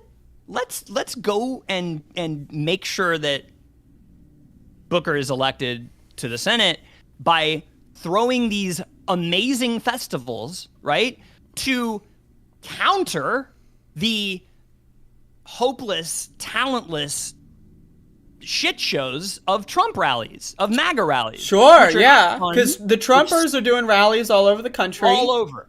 All over, baby. And we're doing nothing. Just like you said yesterday. We have the potential, we have the will, apparently, according to everybody that's headlining Coachella. If you look at their fucking website, if they're at their social medias, they're all on board for everything we as left liberals, I don't distinguish them, actually. Now we're getting into the controversy. I do, and I'm a leftist, right? But I don't hate liberals. I hate fascists. Okay. And there's a big difference. Neoliberals are not liberals. It's an order of operations thing. We need to deal with the most important threat and then go in order of their threatening status. Yep, that's me. You're doing that. That's what I'm saying. Right. Okay. I love it. All right. So yeah, thanks for recognizing me as a leftist yesterday. I'm getting called by my haters a shit lib and a centrist and all this stuff. Well, you do shit. And you are a liberal, in the sense, so you are a shit lib in that sense. True. Yeah, so this is a great idea, but we're still at the idea phase, right? Like, we're still here at the idea phase. Are you planning on manifesting this? Are you planning on holding anything? Or, like, is it just we're gearing up to that point still? Don't we look at the next few months as with a certain doom? I mean, we all do, like... because there's no money in it. Like George Soros. Hi, George. Like, can you do this? Like, culture matters, In fact, this book right here. Oh, we got another book. Yeah. The Mass Psychology of Fascism. The most important part of this book, written in 1933 by someone who lived through it and barely escaped it, Wilhelm Reich. The most important part of this book is the title. Fascism is a mass psychology, right? So what Wilhelm Reich argues is needed, Wilhelm Reich argues actually that, and you have to read this book with a careful eye, because there's some homophobia in here, because homophobia was so like ubiquitous in 1933 for all the way up until the 80s, of course, that he actually, because of Rome, Ernst Röhm, the gay Nazi, he was like, fascists worship themselves, and that's why some of them are so gay. Many of them are gay. I mean, it's a weird thing. Beyond that, though, right? So beyond the guy being a piece of shit scumbag, he makes some good points. Well, yeah. I mean. You got to contextualize everything. Scumbag in those days, and just kind of like how Bakunin was an anti-Semite, as was Marx, even though he was Jewish. These concepts, these biases, before Stonewall, we're just. I mean, you have to read. Okay. Anyway, the point of this book. The point. Let's go. I'm ready. Is that Reich says that, fascism is basically white supremacist, patriarchal capitalism. It's all of those three things combined, and it starts in the nuclear family unit. That is what fascism is. Traditional families where the men are the leaders and the wives are subordinate and the children are always subordinate. And by the way, the wives and the children don't think sexual thoughts ever, right? Because, until you're an adult, you can't think about sex, which we all know that none of us did until we were 18, right? So anyway, it's very controversial, right? It's very controversial stuff to read these days, but I think it's very important, minus the homophobia, that he is basically calling on a matriarchal correction to the societal rot that has been Western civilization, basically, and the contradictions of Western civilization and democracy, and calls for workplace democracy, and calls for a freeing of. I mean, this book was celebrated in the 60s in the sexual liberation movements all throughout Europe, all throughout France, and here in the U.S. Because it was so revolutionary in that it was saying we need to get rid of, this patriarchal dominance. Absolutely. And it was awesome. It's amazing. It's an amazing book. I encourage everyone to read it and try to. I wish they'd make a copy. So are you going to be like at these festivals? Are you going to get up there and just do like a live audiobook? You're going to read the book to us at the festival? No. The festivals are all about music and raves and fun. Well, yeah, you can have a beat in the background, right? My God, that is and why then just read the whole book. Andrea, perfect point. That's why many of my videos, like the disco one most recently called Now Playing on YouTube, is me on the bodies of disco icons, all of whom are perfectly imperfect humans, starting with Michael Jackson, who's all kinds of problematic, and then going on to Blondie and going, so I was trying to like embody that spirit of disco. Not to say that like, we need to stay mired in disco, but to just the freedom of disco. If you watch any documentaries on Studio 54, it was an intersectional, hedonistic place where trans people were the stars, right? And this is in the 70s, before Reagan came and destroyed all the fun, right? Sure. So anyway, I'm going to be trying to reach out to clubs that I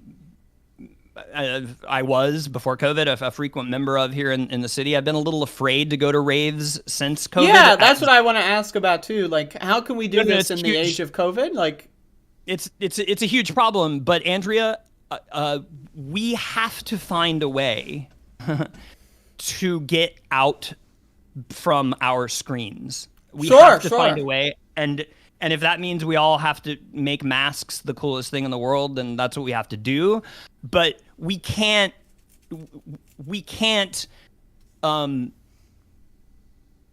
do the kind of social movements that are required to get us back to where we were with the Not Me Us Bernie campaigns from behind our screens. We can't do it, and that is why I've had such a problem with so many people misunderstanding, misinterpreting, Well, yeah, we'll get into that. Don't worry. But I have one thing. Like, I agree we should make masks cool. That's a must.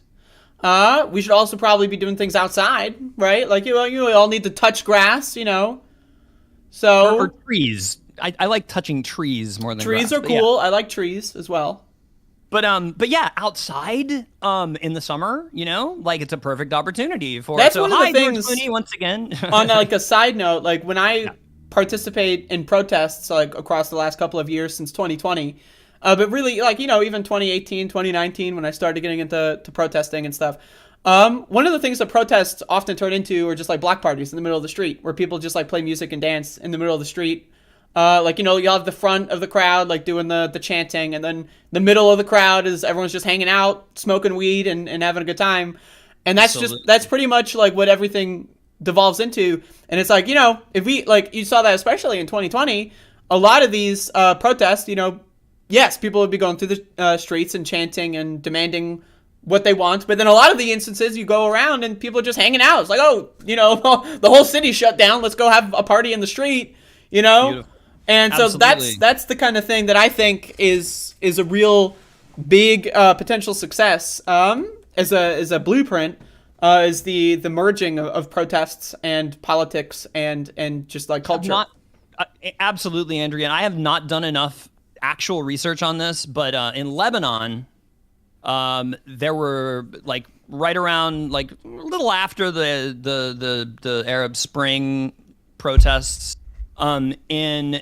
In Lebanon, there were, and actually in Ukraine, right? If you watch the documentary Winter on Fire, right? The majority of the people that they film at the Maidan Revolution in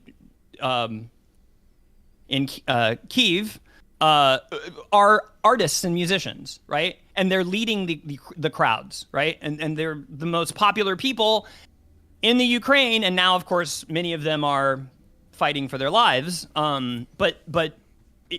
So Lebanon, Ukraine, DJs coming out, with protests, making people dance. I mean, that's the problem a lot of times with and I've been going to protests since before WTO, but that was like that was the first one for me, like that really stung. Sure. In 1999, for all these people that are like, Brian's, a centrist. No, I've been on the front lines of all the front lines of radical centrism. Radical sense, sure. And and if you're walking like when we're protesting in the street, you were walking on the yellow lines right in the middle. Yes, but no.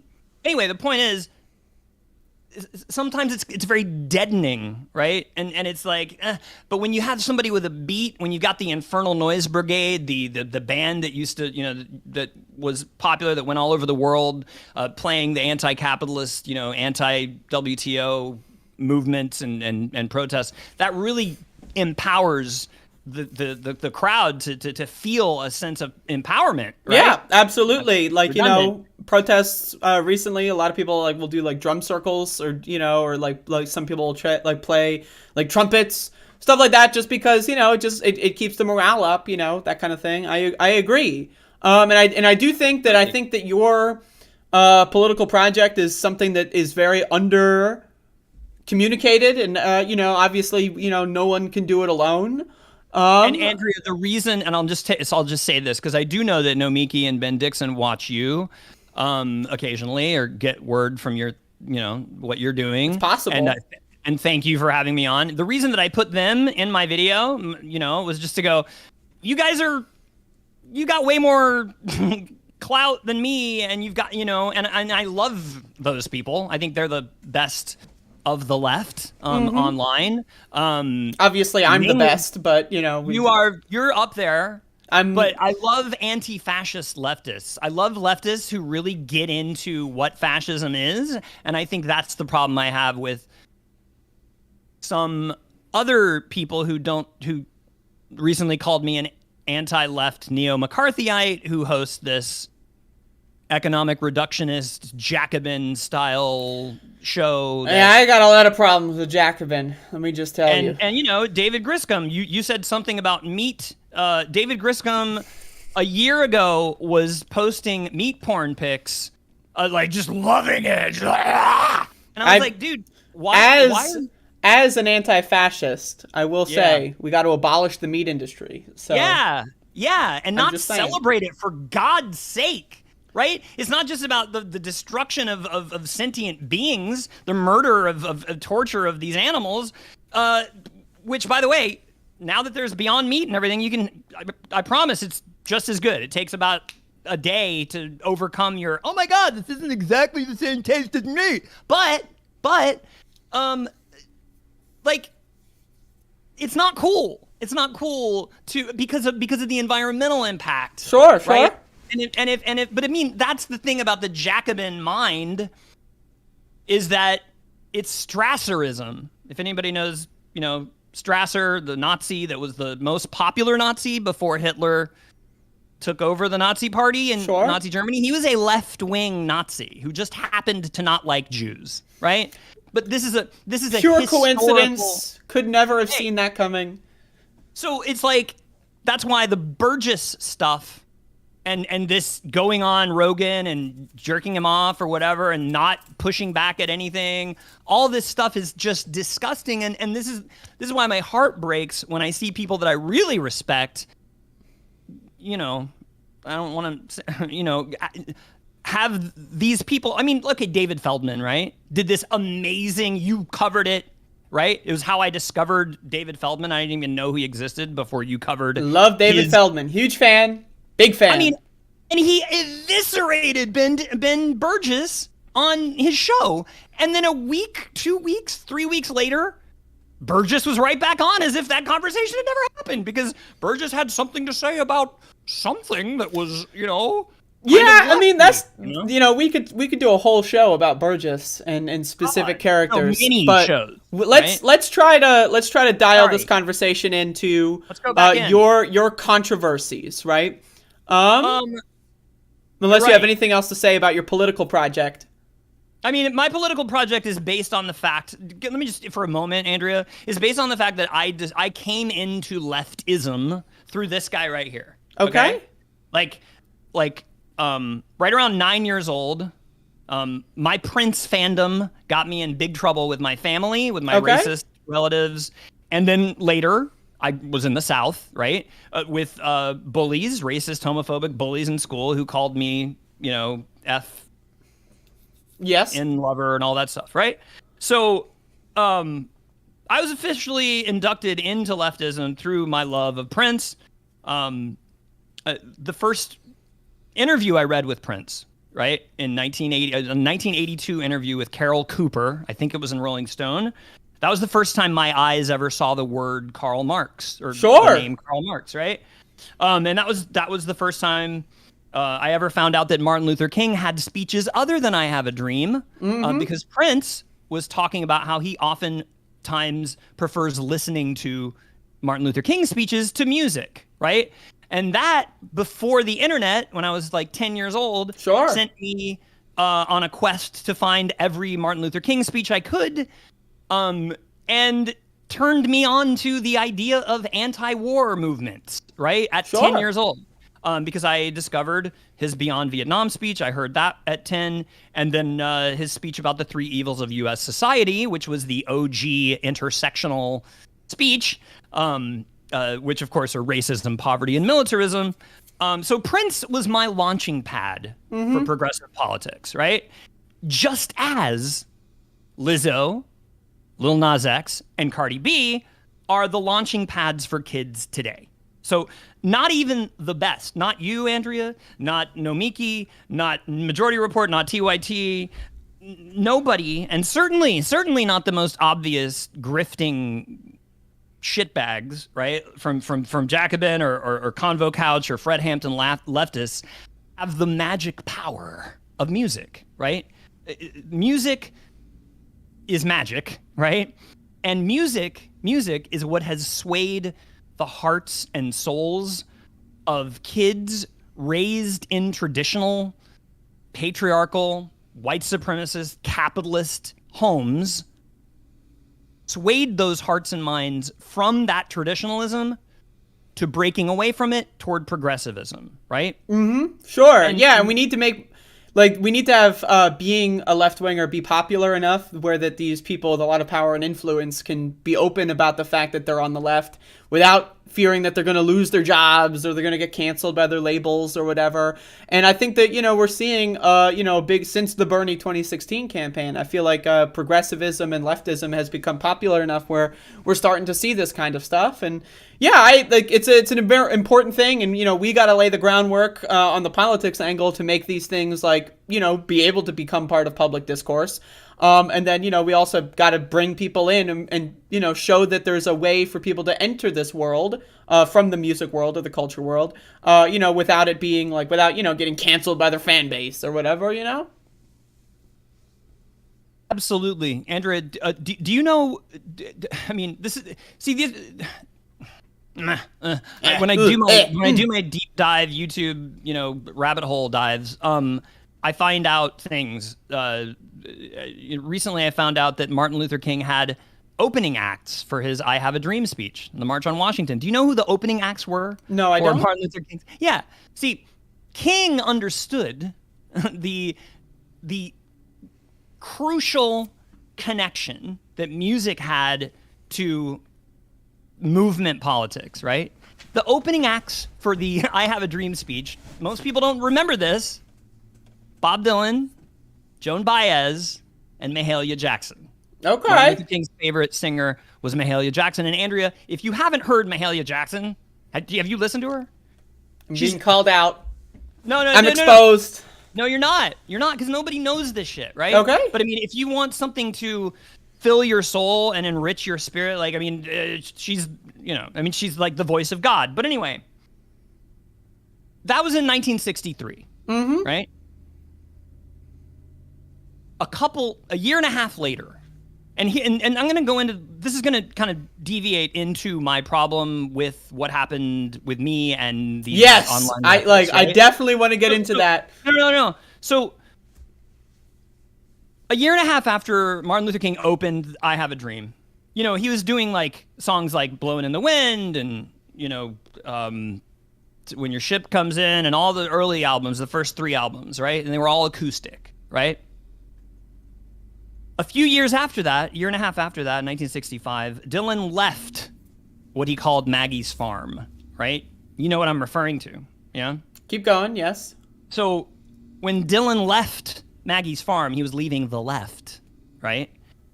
And if you haven't seen Don't Look Back, Scorsese's documentary about Dylan, it's quintessential watching. I have not seen it.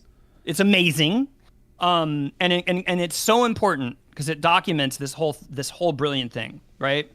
When Dylan plugged in, he infuriated the leftist purists of the Pete Seeger's like folk left, right? Okay. Pete Seeger's folk left was we gotta stay like Woody Guthrie. We gotta not plug in. Plugging in is selling out. If you're plugging in, you're trying to be like the Beatles, right? Okay. So Dylan, wore the Woody Guthrie mask, right? He wore the folk singer, he wore that mask for a few years, first few albums, right? When he started writing songs beyond what the leftist folk purists wanted him to write and started infusing Allen Ginsberg, more like psychedelic, poetic stylings into his song craft, right? That's when he wrote and recorded the blueprint for everything that followed. Okay. Right? The most original, beloved, iconic music of the 20th century, which inspired Stevie Wonder, the Beatles, everybody, right? Okay. So Dylan's Maggie's Farm, his song, I'm Not Gonna Work on Maggie's Farm No More, was his resignation letter to Pete Seeger's left, and his breakup song with Joan Baez, literally, who wanted Dylan to stay. Yeah, you got to stay as unpopular as possible because, if you're popular, then the world explodes. Yeah, yes. And you're not the voice of our generation anymore, right? Mm-hmm. And it's bullshit because 10 years later, he wrote Hurricane, which is one of the greatest civil rights songs ever recorded. Sure. He didn't give up on progressive politics. It's just that the purity of the folk left of that time gave up on him. Okay. Right? Because he was trying to be an artist. Right? Okay. Yeah, he was trying to express himself. Let's try to fast forward a little bit though. Because I'm down to go over. I was originally but we can go over. But I definitely want to get into your Twitter stuff. I do too, Andrea. All right. The left's suicidal kryptonite is cultism and groupthink. Okay. I've coined the term "click left," right? The hashtag, not on account of my experience with the Twitter trolls and Ghive, though you can't call it Ghive, but because I've seen it repeat itself in many communities I've been a part of and historically, right? So, okay. So Andrea, 1999, right before I went to the WTO protests. Okay. I was working as a DJ at K-Rock, Howard Stern's flagship before Howard left for Sirius XM, right? Mm-hmm. I was a DJ. I'd been all over the country. I worked in Minneapolis, went on to work in Seattle for a little bit. And I left K-Rock in 1999 to attend the Z Media Institute, which is Michael Albert and Lydia Sargent's little leftist convention. It's a 4-day convention that they had annually up until maybe 10, 15 years ago. Maybe 10 years ago. I left a very cushy union job at K-Rock, right? Because unlike most of the DJs on the radio, I actually took Rage Against the Machine and Radiohead seriously. I actually wanted to be the progressive version of the Rush Limbaugh phenomenon, right? Sure. Something. This is before Air America, right? So I went to the Z Media Institute, this 4-day annual convention put on by Z Magazine, right? All these leftist authors and activists, right? Chomsky closed every day with a 3 to 4 hour lecture. And my favorite speaker there was Chip Burley. Chip Burley wrote I Is Right, a book about Christian nationalism, which resonated with me because I'm from the South and my great-grandfather was in the Klan, right? Okay. And so I've been trying to kill that root of my tree my whole life. So this guy's cultural studies resonated with me more than Chomsky, who everybody else seemed to like surround Chomsky and no one questioned Chomsky. He would he's like, and he's more of like an academic perspective than necessarily Maxie. My dog's making totally. So anyway, Andrea, I quit. I love Max. I'm sorry. Give that baby love. Oh, I'm touching him with my foot right now, so he's all good. Chomsky, I was just starting to read. I was brand new, and I left radio because I knew I didn't know anything. Right? Okay. I knew that I wanted to say all this important shit, but I needed to study. And 20-ish years later, you still know absolutely nothing. Nothing. You know nothing about anything. I don't. I need to know so much more. Okay. But anyway, whereas Chomsky has this amazing confidence, kind of like Vosh has. When I was first starting to read Chomsky, his page-long sentences, I found them kind of exhausting and kind of just honestly kind of pompous. Okay.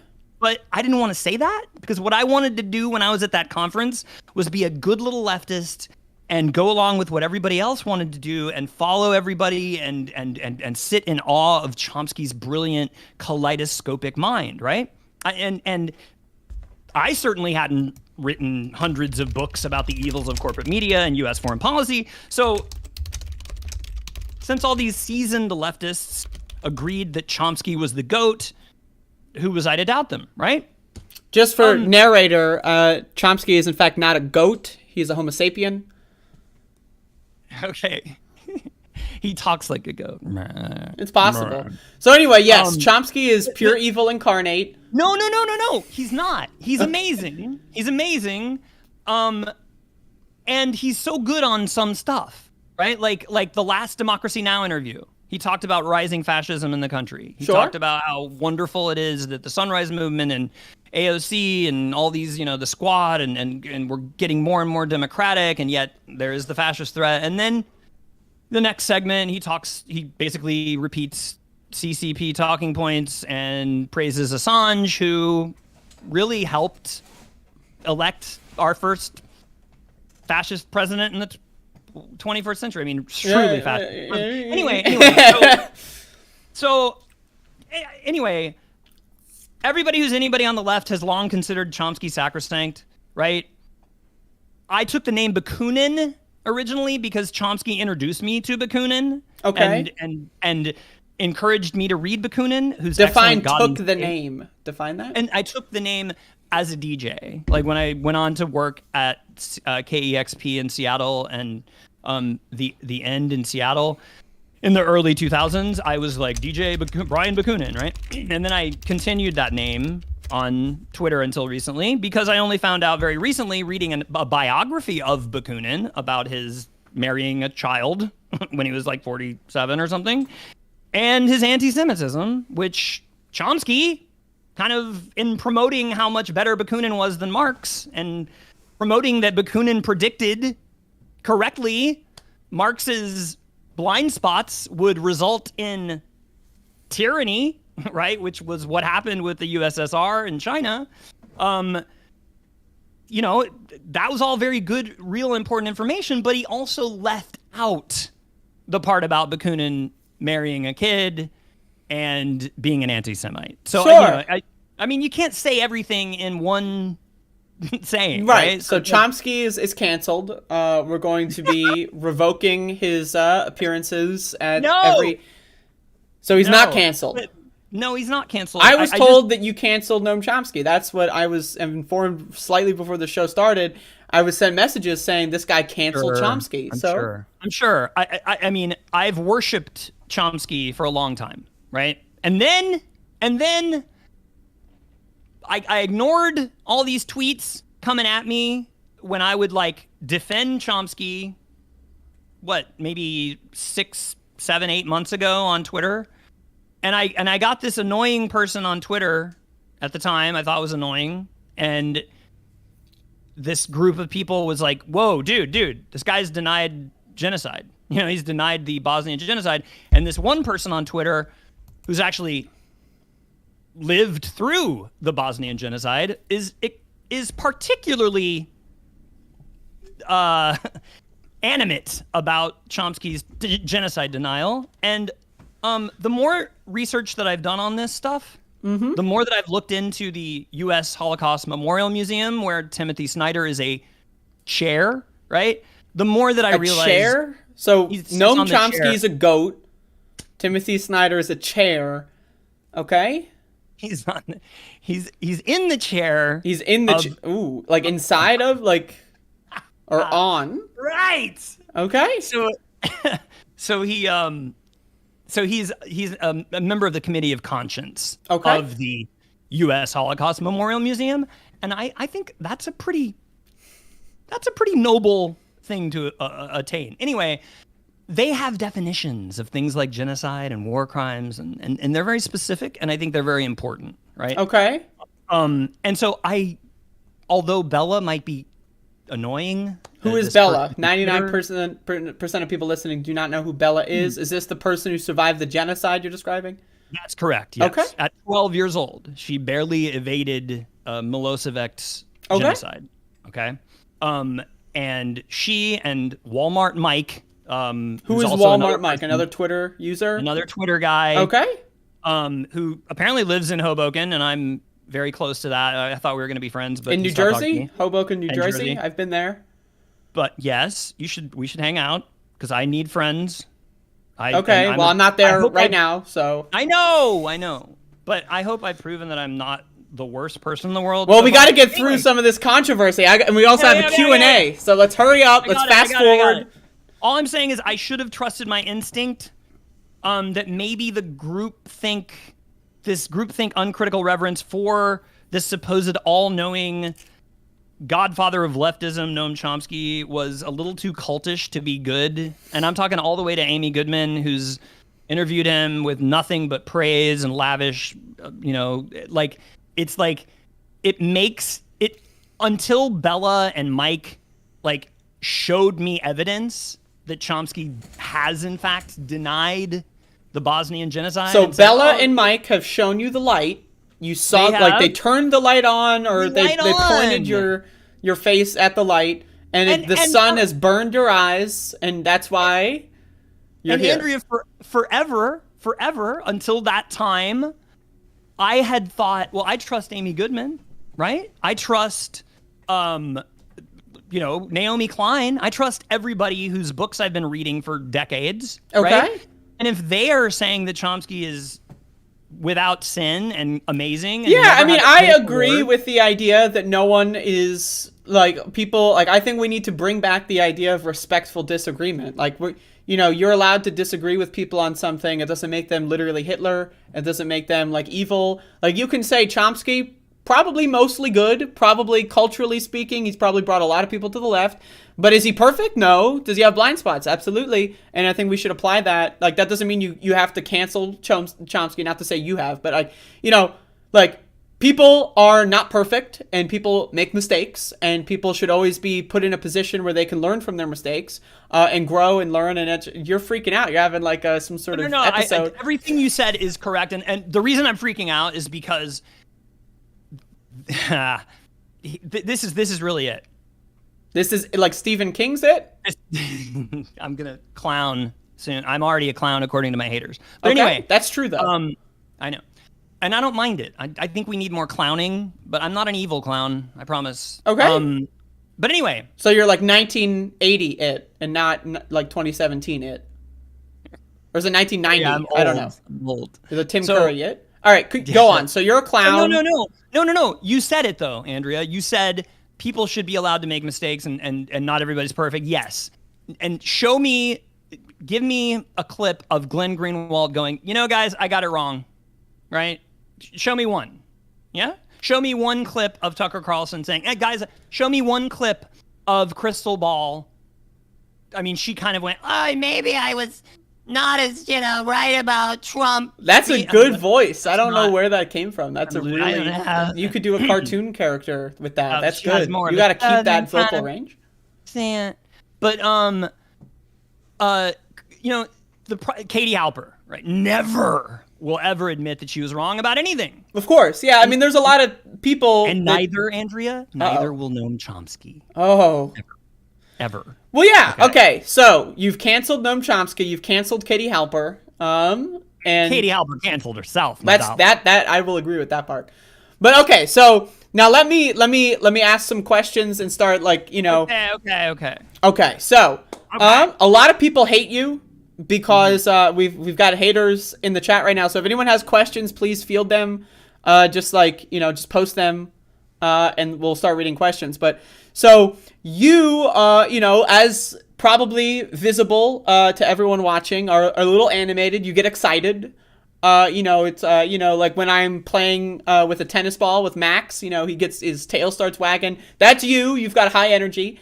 I'm delighted to be here because I've been watching you for a year, and you have given me and even though, look, your haters have questions that they want me to ask you about why were you wearing a MAGA hat 5 years ago on some guy's thing on YouTube? Plumato, it's a YouTube channel. Sure. I'm sure you know about that, and I'm aware. Yes, I'm aware that people put a hat on my head and took a photograph. I'm aware. Right. I mean, right. Exactly. Right. Have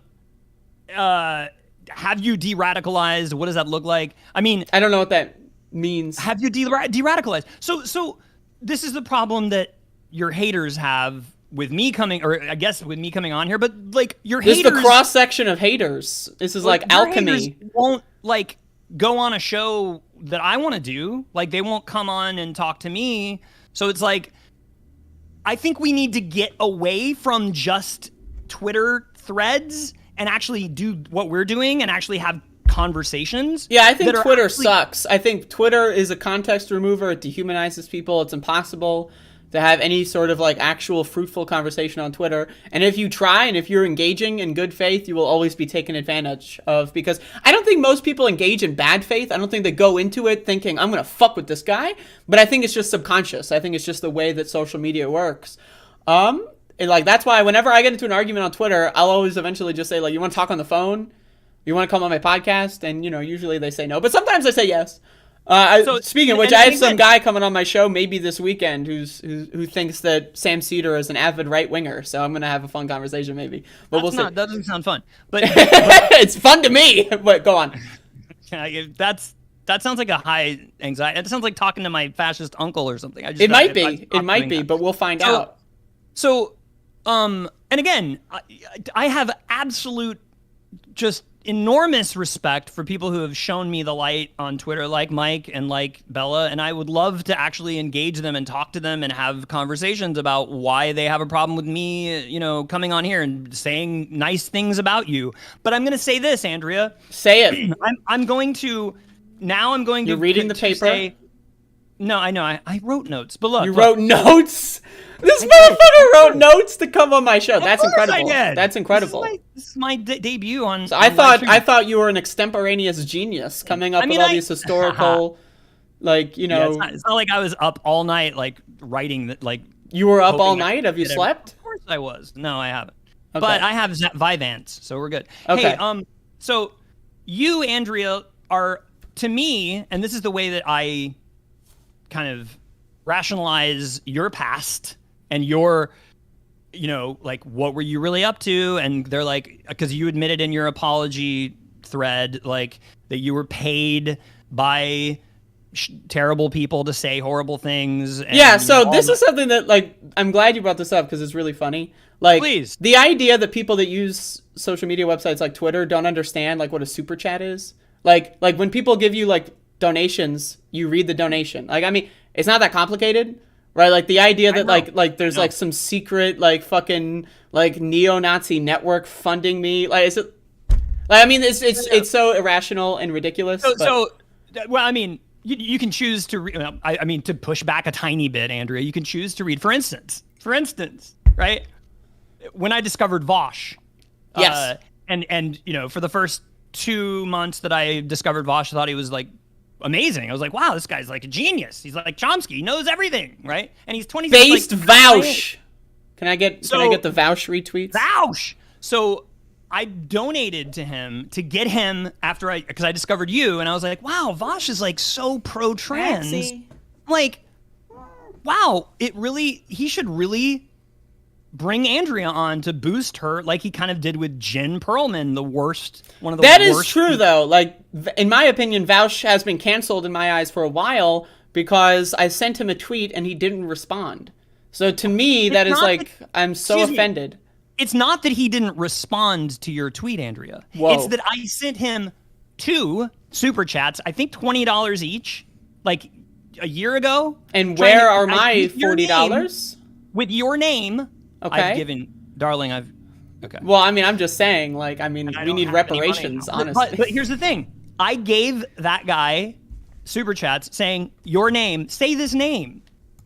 He didn't say it. He knows who you are, and I think... I am not convinced that he knows who I am. I think he knows who you are, and I think he's seen you, and I think he thinks you're a threat. Well, I will say, to push back on your pushback, anyway. I think there's a difference between Vouch, who has thousands of super chats, and me as, like, 15 years old getting one donation. Yeah. Like, I think that there's a difference. And let me just say this, too, darling. Did I say... Am I darling? Yes. Okay. Did I watch the Chappelle show in 1999 with all my white friends? And did we do the Rick James joke about the couch? Did we do that joke? I don't know what you're referencing, with our mouths? but I'm sure use that word. I'm sure it's highly racist. I'm sure you're canceled. Thank you. Right? And honestly, I might have to kick you off the platform for even suggesting that you may have watched the Chappelle show. I mean, I don't know about this joke about the couch, but... And then imitated the funny part of the couch. And again, I look back on that and go... And again, do we remember when Dave Chappelle didn't take the $50 million reboot or, from Comedy Central to redo his show, and he went to South Africa and he was like, do you remember why he did that? No, I've never heard of that. Okay, so he was going to be given a 3rd season for $50 million. It was the most money ever, right, that anyone had been given to renew a season. And what did Chappelle do? He had a mental breakdown because he said he saw all of these white people that were doing his jokes, not getting the joke, that it wasn't for them to do, which all of my friends who...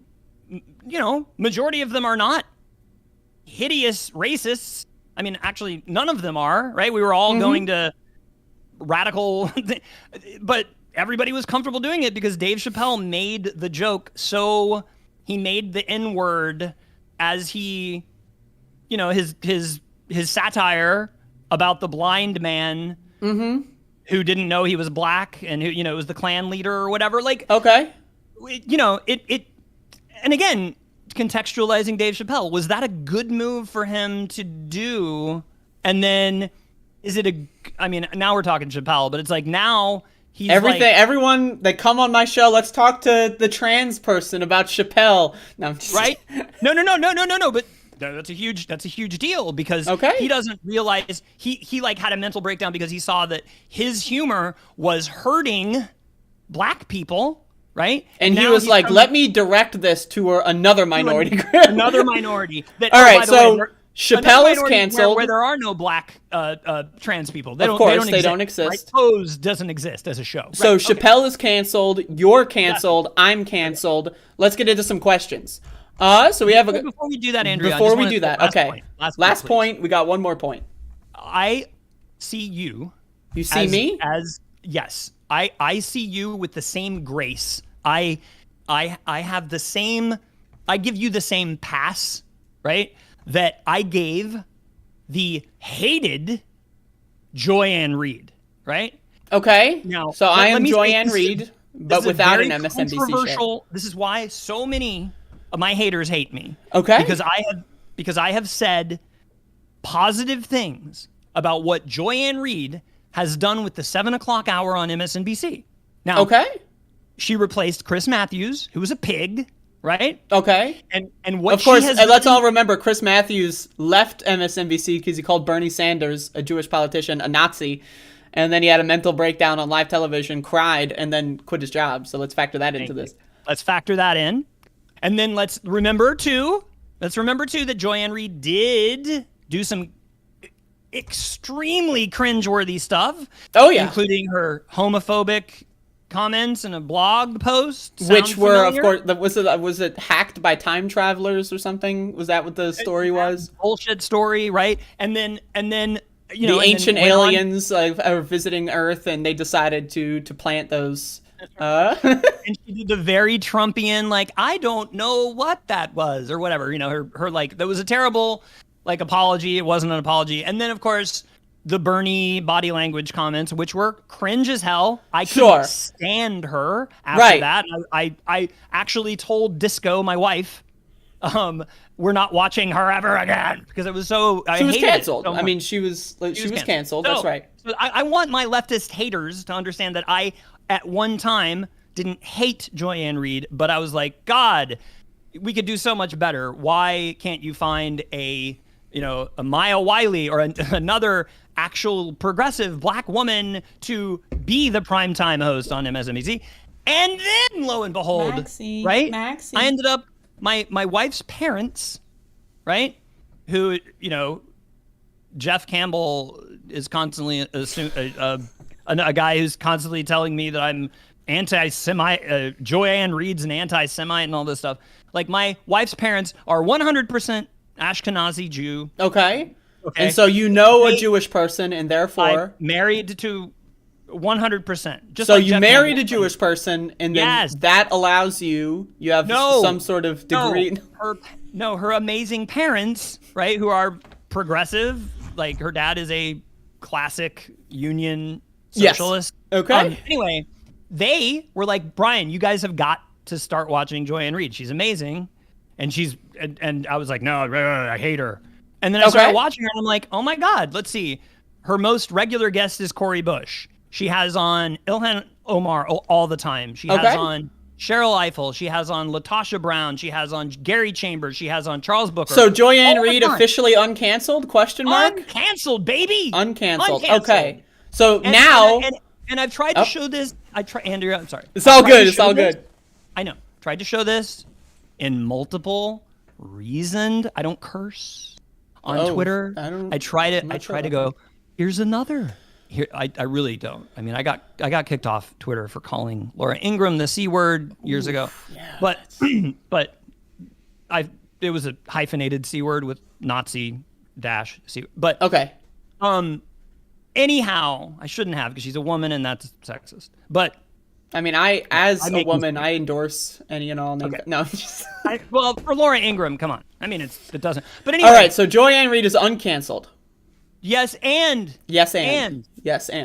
what I was going to say is I try to show clips over and over again of Joy-Ann Reid being, you know, promoting unionized, like she's been great. She's getting better. She's getting better, and she's platforming left voices in liberal spaces and making left. Okay, that's cool. And so I try to point this out, and Gregorod and Jeff and all these people just you shit lib centrist, and I'm like, okay, well, as we've established, you are a shit lib and a centrist, so they're not wrong when they. So okay, let's get into the Q&A though, right? And then we'll feed into the tangents a little. QAnon. we'll do the QAnon and A. So anyway, this is bad. All right, so we got E Pluribus Unum. Big fan. Yeah. Big fan. E Pluribus Unum, who actually I was donating to his Patreon because the guy is such a sad guy, and I felt bad for him, and then. I get a notification from Patreon that like, oh no, he's been taken off our platform for harassment. Like, and I was like, oh. So anyway, yes, E Pluribus Unum, please. So hit we've me got with your best questions, shot, baby. We've got questions. So bad. Do you still feel the need to harass barely legal teens? Now, that is an interesting question, because I don't know why. So, do you, apparently you've harassed barely legal teens. Okay. What is this referring to? Is that referring to Gregorod, who I think I said some comments about his neat hair, that he had interesting shades of red? I mean, that does sound neat. I'm in favor of dyed hair, personally. And I mean, I thought it looked a little clownish, but I'm not But anti-clown. You've established that you are pro-clown. So would you say that was like a miscommunication? I thank you. I believe it was, yes. Okay. But for real though, would you say that maybe people have a right to feel offended by what you have to say, and that is that possible? If I say, for instance, when I called Laura Ingraham a Nazi C-word, that's not good. Okay. Now, because she's a woman and I shouldn't use C-word, but I was trying to, because I saw Ricky Gervais, another very problematic comedian, especially for trans people. But I saw that he gets to use the C-word on Twitter all the time and never gets kicked off. But I did. And I used it. And again, I would never call any woman other than a Nazi that word. Okay. Because once you're a Nazi, the C-word, I think it's not. So, okay. So anyway, you've called, quote unquote, I'm not sure these Twitter users' ages, but according to E Pluribus Unum, they are barely legal teens. It sounds like some sort of pornographic film. But anyway, I've never shared a dick pic with Gregorod. Well, that's good. Well, anyway, and in fact, Andrea, one of Chester. Chester. At a little British, I believe is his. Okay, not the cheetah, handle. not the Cheetos mascot. He gave me one of his favorite pastimes to own me was to send me multiple cartoon dick pics, which I incorrectly called NIMBY because I thought that was the name of them until I found out, thanks to you, that NIMBY actually means not in my backyard. Anyway, I didn't know. I'd seen that. I don't know. I didn't know what that meant until right now. So it's possible. Oh, well, there you go. So I'm inspiring you to learn, and I don't even know what you're learning. Okay, so you've harassed barely legal teens. Guess who I learned that through? George Carlin, who did a whole series. But I love George Carlin, by the way. Oh my God, you have his comedic power. I'm George Carlin times 2. I'm so proud to be here because I really do think you're going to be you're a superstar. All right. We'll find out. I mean, I'm not licking your butt here. I'm just telling you, you're hilarious, and you've given me more hope than almost anyone on. That's true, and that's the reaction I try to get. I try to be funny. But speaking of trying to be funny, in the effort of trying to be funny, sometimes trying to be funny, we fail. Yes. We fail at being funny, we being humans. Yes. And so let's get back into the questions. I've got a question from Mila. Mila has a very important question. You have at one point said that you consider Jeremy Corbyn an anti-Semite. Do you still believe that is the case? And if so, why? So I don't... Jeremy Corbyn's all kinds of a mixed bag for me because I have no respect for anyone, and I'm sorry. I just want to note for the record, narrator, the jacket has come off. The jacket is off. Okay, I haven't shaved my arms, so I won't. It's kind of. I have ugly. also not shaved my arms. Okay, your arms are lovely. Okay. Mine used to be. I used to work out before COVID. Anyway, but no longer. You stopped. So as soon as you got forced to go inside, you're like, all right, I'm going to give up working out. I mean, I do yoga. I'm going to work in. You were like, I prefer to work out, but I cannot work in. So Jeremy Corbyn, cancel? Jeremy Corbyn. Well, here's the deal. In 2007, I donated to WikiLeaks. You know why? No, I don't know why. Because of the amazing work of one of the only 2 people who actually served their prison sentence for their crimes, right? Chelsea Manning, when she shared the gruesome video of our war crimes in Iraq, that inspired me to donate to WikiLeaks. And WikiLeaks, I believed in up until like maybe a year or two into Obama when it started getting weird. And then, of course, weirder and weirder and weirder to where, hey, wait, there's a fascist with a, like everybody in New York knows is a criminal monster. Yep. And there's no dirt on him, but there's only dirt on Hillary. This is kind of strange. And then, of course, Glenn Greenwald, one of the first people who responded to me on my old Twitter account with vile vitriol and hatred. Who, Glenn Greenwald? Back before the left, everyone on the left, including Amy Goodman and everybody, thought Glenn Greenwald was bad news. Glenn Greenwald was, attacked me in a spiteful tweet for saying, hey, dude, why are you,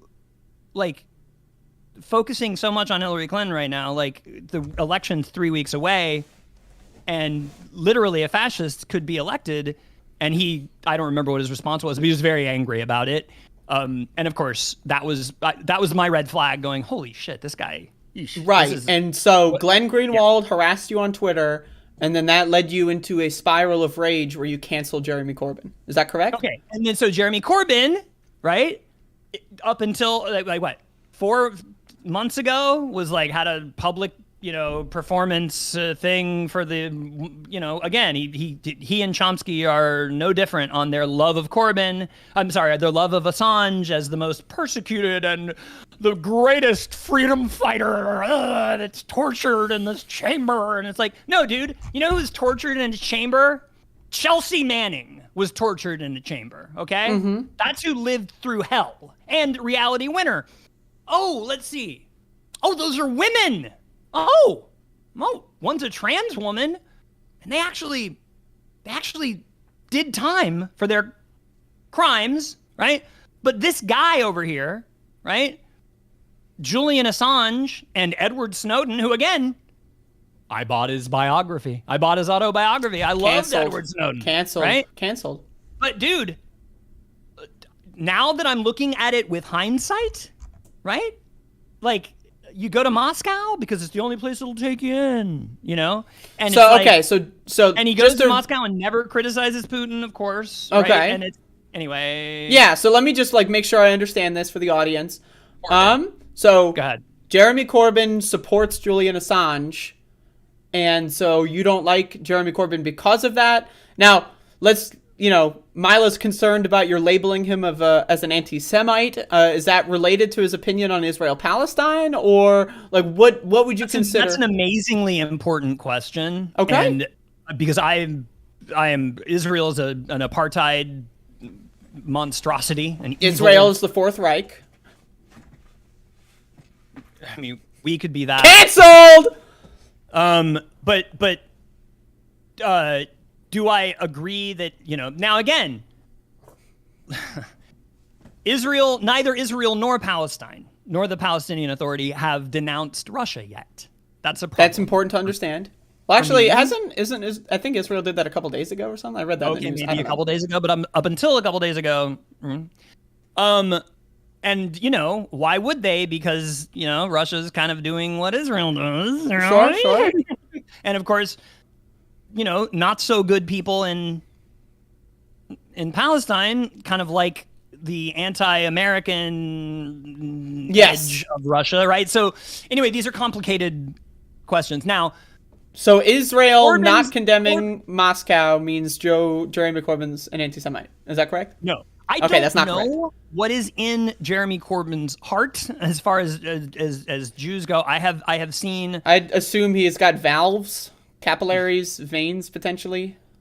Hopefully no worms. My dog has worms in his heart, which is no good. I mean in the Christian sense, Andrea. Okay. No, but no, Corbyn, I loved him. I thought he was great. I thought he was the Bernie of the UK. And then he lost Labour more seats than ever in their history. And so that's a problem. I would personally, my opinion on that, as someone that does not live there, I think Brexit was a big factor there. And let's see, Brexit was, yeah, Putin really liked Brexit. And helped that happen, right? So Corbyn, Corbyn has kind of unmasked as a sort of a Code Pink DSA International Committee leftist. Okay, you know? so DSA is also canceled?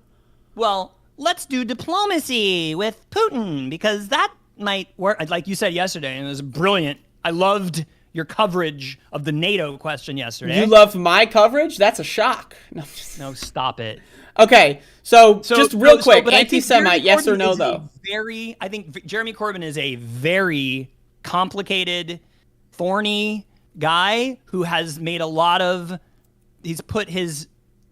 He hasn't been on the right side of things. I don't think I don't think at this point, with the evidence that we have that Assange helped Trump happen, I don't think it's noble or cool or anything for anybody who's anti-fascist to celebrate or cheer him on. If you're going to celebrate, I mean, my opinion on Assange is that, like, should he be prosecuted? Probably not. But also, if I'm going to champion a hero of that variety, he's not going to be on the top of my list. That said, though, just to be real clear, right, because people in the chat are very curious, is Jeremy Corbyn an anti-Semite? Yes or no? I have no idea. And I'm not going to say. Have I said that? I might have. I might have said that he's an anti-Semite because I have heard credible people at some point, Jewish people that I follow online or Jewish organizations. Would you say it's a Jewish friend of yours, perhaps? Yeah, but Andrea, I don't know. And originally, when Corbyn was running, and all the stuff that I heard about him, I thought for sure was based on his pro-Palestinian. Okay, so you don't think he's an anti-Semite because of his opinion being in favor of Palestine, though you might criticize him on other things and think that he has some problematic positions. So let's assume you did say that he is an anti-Semite at some point in time. Let's assume you did that. I think you did. I think someone sent me a screenshot. But would you say that that's not what your current opinion is, and that is he problematic? Sure, but is I can get I get heated, and when I see and if you can show me that screenshot or share that with me or send me the link, I'd like to see it because I'd like to see where I got that information. Okay. But the idea, Mila, that I am like an anathema to the left because I have a critique of Jeremy Corbyn who regularly praises the likes of Tariq Ali and Julian Assange, I just don't think that's... Well, I don't know if Mila's making any big statements. I think Mila looked you up and then saw that and was concerned. And so if you're saying that you don't think that he's an anti-Semite, at least in regards to his opinion... I don't know. Okay. Andrea, I don't know. All right. Well, I think that that's a good answer. Let me just, we are a little over, though, so let me try to get to another question. But that's a good answer. E pluribus unum has a couple other ones that I want to get to. Okay. So, okay. Oh my God, there's a lot. All right. Do you actually think you're on the vanguard of anti-fascism by posting videos where you pretend to save AOC in Star Wars? Right. Yeah. So I pretend to save AOC. Let's see. AOC was Princess Leia, right? In this psychedelic reimagined metaphor for not me, us fest democracy parties. So to be clear, right? Star Wars, we're not talking about Ronald Reagan's program Star Wars. No, we're talking about George Lucas's Star Wars. Okay, I've never seen it. Which is ridiculous. I mean, it's like cheesy as hell. I tried watching it on shrooms at Christmas, and it's very, you have to be, ketamine helps too. But anyway, I grew up with Star Wars, right? It was my first, before Prince, it was Star Wars. I love Star Wars. Jabba the Hutt is literally the representation of a Trump figure. Okay. So I have Princess Leia, who Jabba the Hutt has in the movie. Never seen the movie, so this is you're describing Return of the Jedi, Andrea. Okay. You have homework now. Princess Leia is enslaved by Jabba the Hutt, and Princess Leia does what? She is the heroine of the story. She heroin, like the drug, like the substance.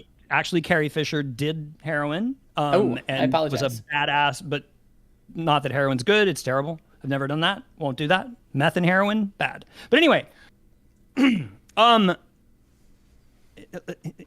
is the hero in that show. I arrive as Luke Skywalker just to take her onto the thing. She kills the Trump figure. The reason that I made that video, that was a response to the really stupid, bad anime video that Paul Gosar did where he kills AOC.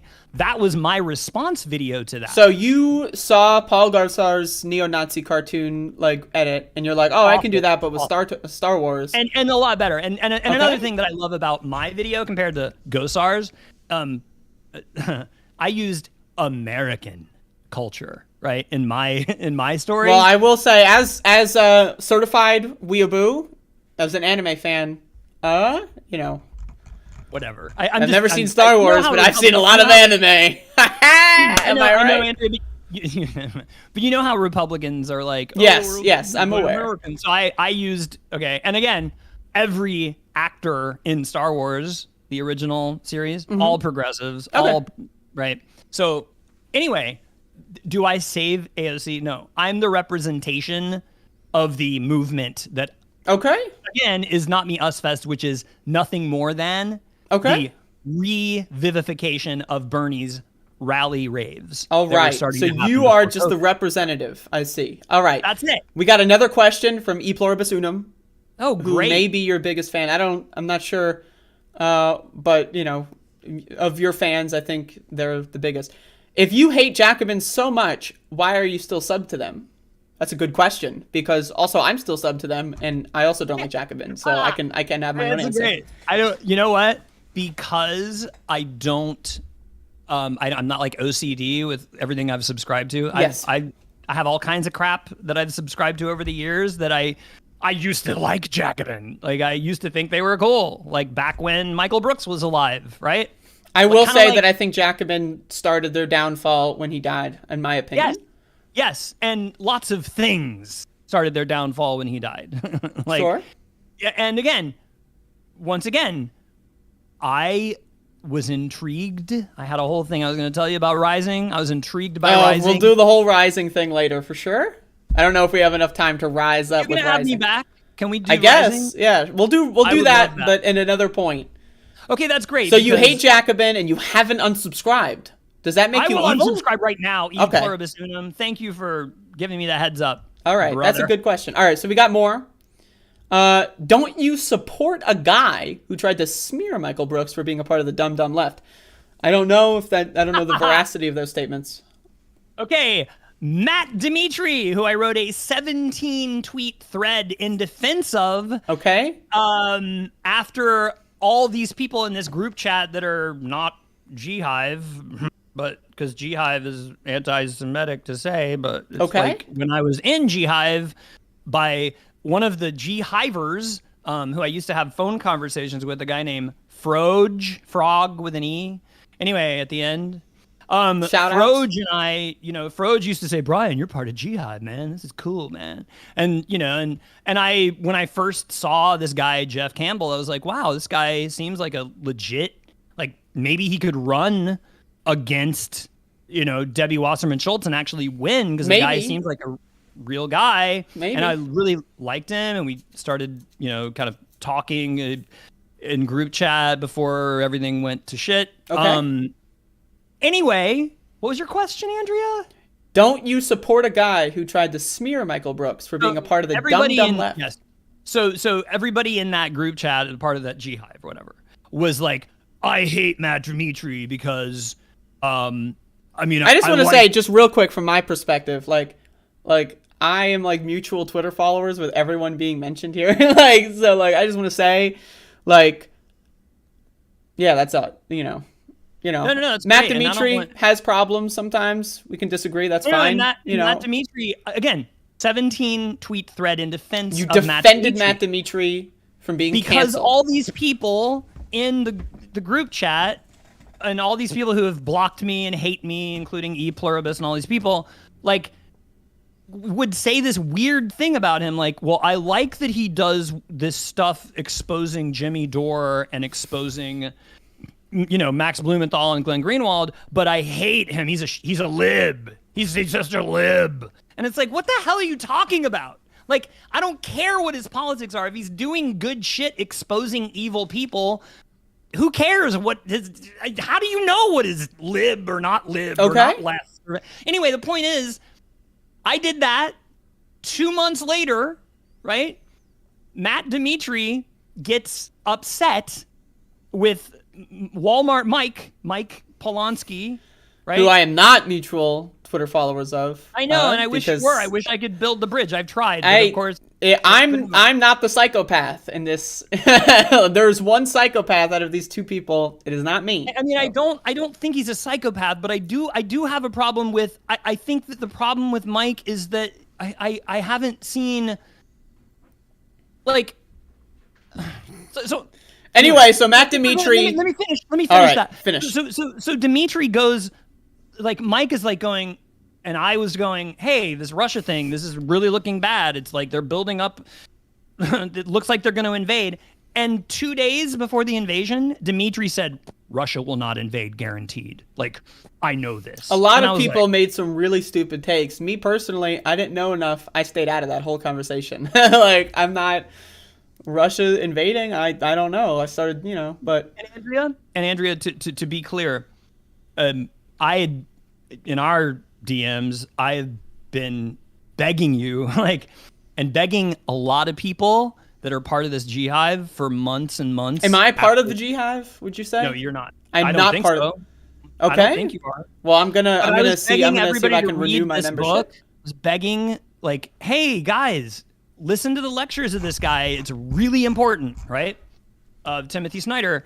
And one G-Hiver or whatever, Brett, did a whole tweet about me, like, oh, he has he has an altar to Joanne Reid and Timothy Snyder. And it's like, yeah, dude, now with hindsight, maybe reading about Putin and about Putin's ideology, that he's a fascist who, hold on, the best part of this book, Andrea, my favorite part, the most terrifying part, is what Putin did in 2005, right? Mm-hmm. When he dug up the corpse of Ivan Ilyin, the Russian fascist philosopher who died in Europe in the 50s, dug up, exhumed his corpse from Europe to give it a proper reburial in Moscow in 2005. Okay. And ever since then has mandated reading the philosophy of Ivan Ilyin in all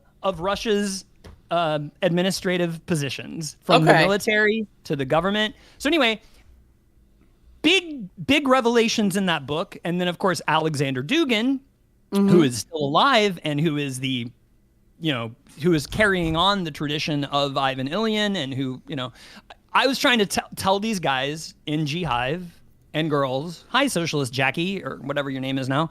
I was trying to say, guys, read this guy's stuff. And they were, shit lib stuff, man. And it's like, okay, well, I mean, he sits on he's on the Committee of Conscience at the U.S. Holocaust Memorial Museum, but yeah, I guess that's just a bunch of shit lib nonsense. So, I mean, it's like, it's ridiculous, right? Okay, anyway. So let me see if I can piece this together.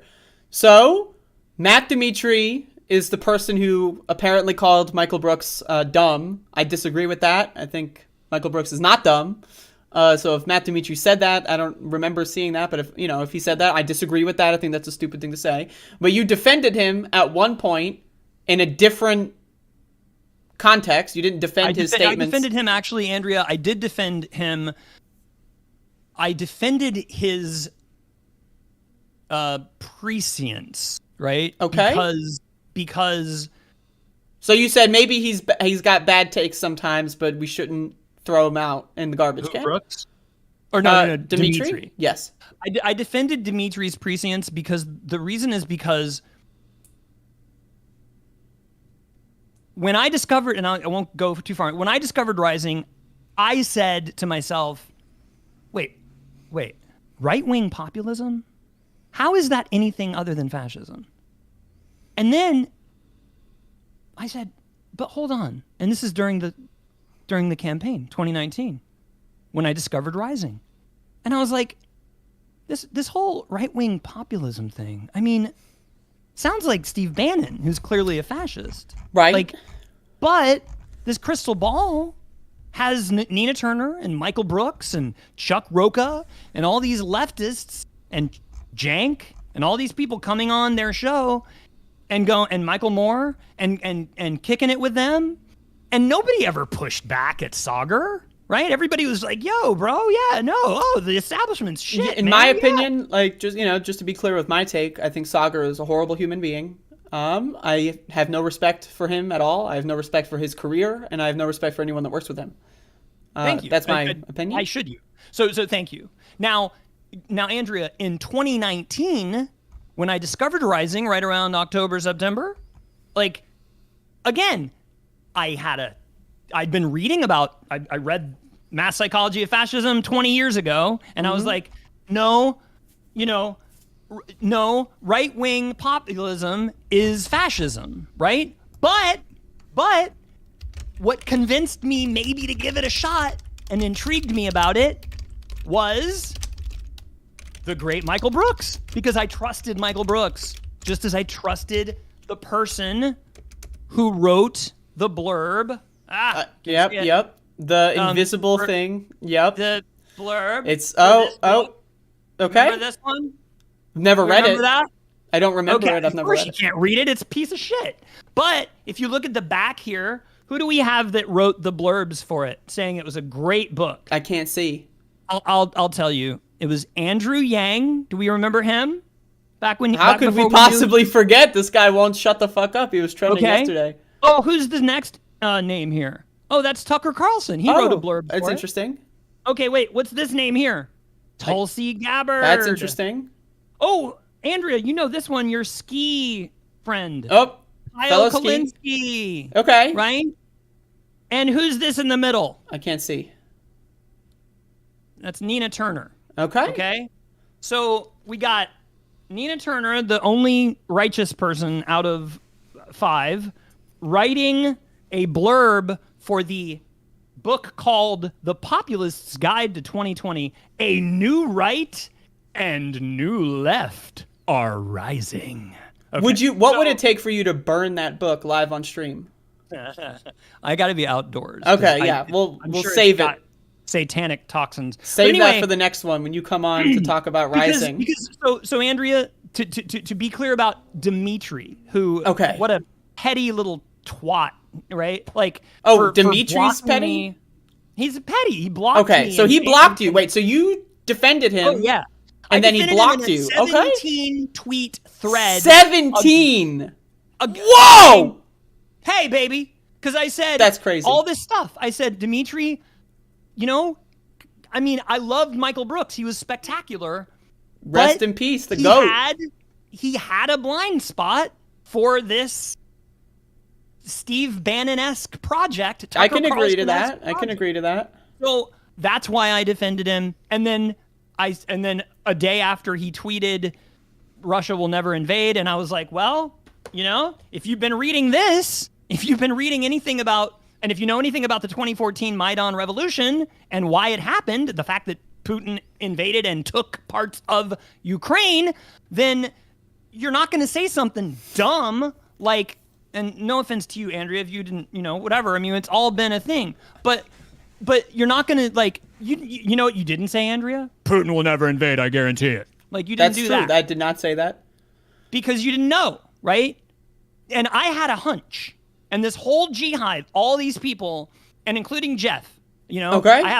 I have a very long thread. I was thinking about doing one of my videos and having like Jeff's head and then putting my mouth over it and having a conversation. I'm sure that Jeff would appreciate that. That will go over really well. I'm sure he'd love it. He's probably going to, probably try to kill me. I mean, I think the guy is like, I think he's got Russian like something. I really do believe he's part of something nefarious. Whoa, Jeff? Is this Jeff? Okay. Yes, because here's the thing, Andrea. These are some bombshell allegations. So here's the thing, Andrea. Right? Jeff's entire thing his thing is that he is an on the ground activist that's doing the real work in Miami, right? Okay. And that's great if that's what he's doing, right? Okay. He spends every day on Twitter beating the dead horse of Jimmy Dore sucks, Jackson Hinkle sucks. I mean, these are true statements, just for the record. And of course those guys suck, okay? But if you go back and watch the Vice News report about controlled opposition in Russia, right? Mm-hmm. You will find out how Putin makes a mockery of his controlled opposition.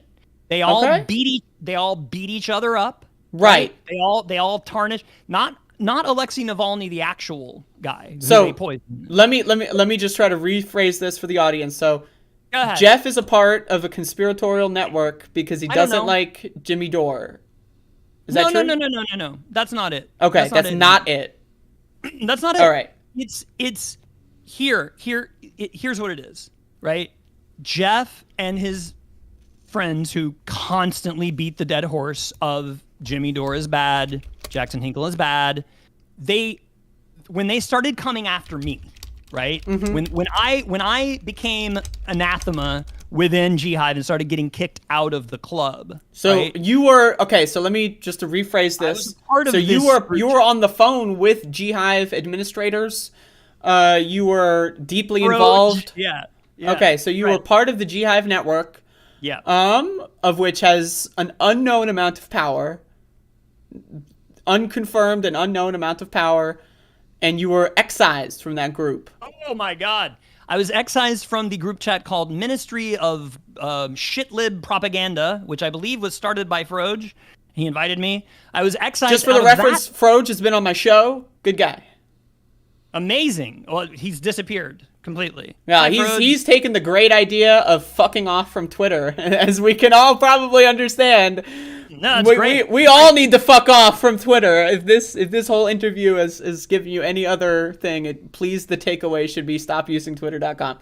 So keep going. Absolutely. But to clarify, right? Clarify? I mean, just to clarify what happened and how it all went down and how I became anathema to these people, right? Yes. I stepped outside of what was permissible to criticize, right? When I started going after Marianne Williamson and going, hey, why did you call Matt Taibbi your teacher, who's a great, fighter for justice, when the guy is like no different from Glenn Greenwald, right? He's the same thing. I can agree with that from what I have seen. Okay. So you criticized Marianne Williamson, Kyle Kulinski. And Kyle Kulinski. Same thing. Why are you... Oh, you're no different than Crystal Ball and Crystal Ball. And then I criticized, oh my God, the sacred cows, right? The Chomsky thing, right? That got me cringe, right? I'm a cringe anti-left neo-McCarthyite because I pointed out what I had been shown and proven by some other people that they didn't like, that Chomsky has some really bad takes, including that infamous interview with who we all can agree now is no good, Aaron Mate on the Gray Zone. Chomsky went on that show a year ago and literally parroted Putin's talking points about... Yeah, so Chomsky has some blind spots. Also, he's like in his 90s, right? So yeah, totally. He's probably also got blind spots in his sensory organs. But you criticized him. Would you say maybe that your criticism was misinterpreted? No, because I literally, Andrea, if I go, hey Andrea, here's a video, right? An hour-long video of a person in a conversation with Aaron Mate where they're just getting along and agreeing on everything. Would you go, well, I would be curious. I would definitely be curious. Yeah, watch it. Okay. And then what they'll do is go, well, he didn't say anything not true. And it's like, no, he just said all the things that Putin says about NATO. Right? So, and is NATO perfect? No. But as you pointed out yesterday, is it better than a fascist, theocratic, authoritarian nightmare? Yeah, a little bit better. Yeah. So Chomsky, and then would you like to real quick, like, what did Chomsky say exactly that you would classify as Putin's talking points? Real quick. Oh my God. Like, just give me one example. Give me one. It's basically everything you said yesterday, the opposed, right? So okay. So what was he saying? NATO is an expansionary. It's led by a nefarious U.S. Encroaching on Russia's former territory and all this shit. And it's like, no, Stalin and the Soviet Union, unless you're a tanky, we can just go back to the Hungarian. I mean, yeah, it's very clear that a lot of these post-Soviet states don't want anything to do with Russia. With them. Why would they? Exactly. Right. They're. I mean, for people like you, people like me, people like me. Whoa! Weirdos, canceled. Like, hold on. Like me, people like you. People? Is that? Did I just get you? Oh my God! People. Oh, if any part of this has to go viral on Twitter, it's that part. Oh my God! So anyway, so there's Chomsky, and then the last two, Andrea, let me just finish. Okay. Sirota. You think Dave Sirota, co-writer of Don't Look Up, is... Dave Sirota... canceled. You know what he could do? He could steal my idea. Hi, could. David. Steal my idea, since you have all those connections to all those cringy liberals in Hollywood who acted in your movie, right? The cringy liberals. Steal my idea. Okay. And go to Leonardo DiCaprio and Kate Blanchett and whoever else. All of those guys, Meryl Streep, and go, hey, this asshole that I hate on Twitter has this great idea about how we can save democracy and defeat fascism by starting Not Me, Us Fest democracy parties, which are literally nothing more than the revivification of Bernie's So you want Dave Sirota to fucking steal it, man. Okay. Go to your your friend Adam McKay. Go to all these people who have the resources and have the connections to make this thing go.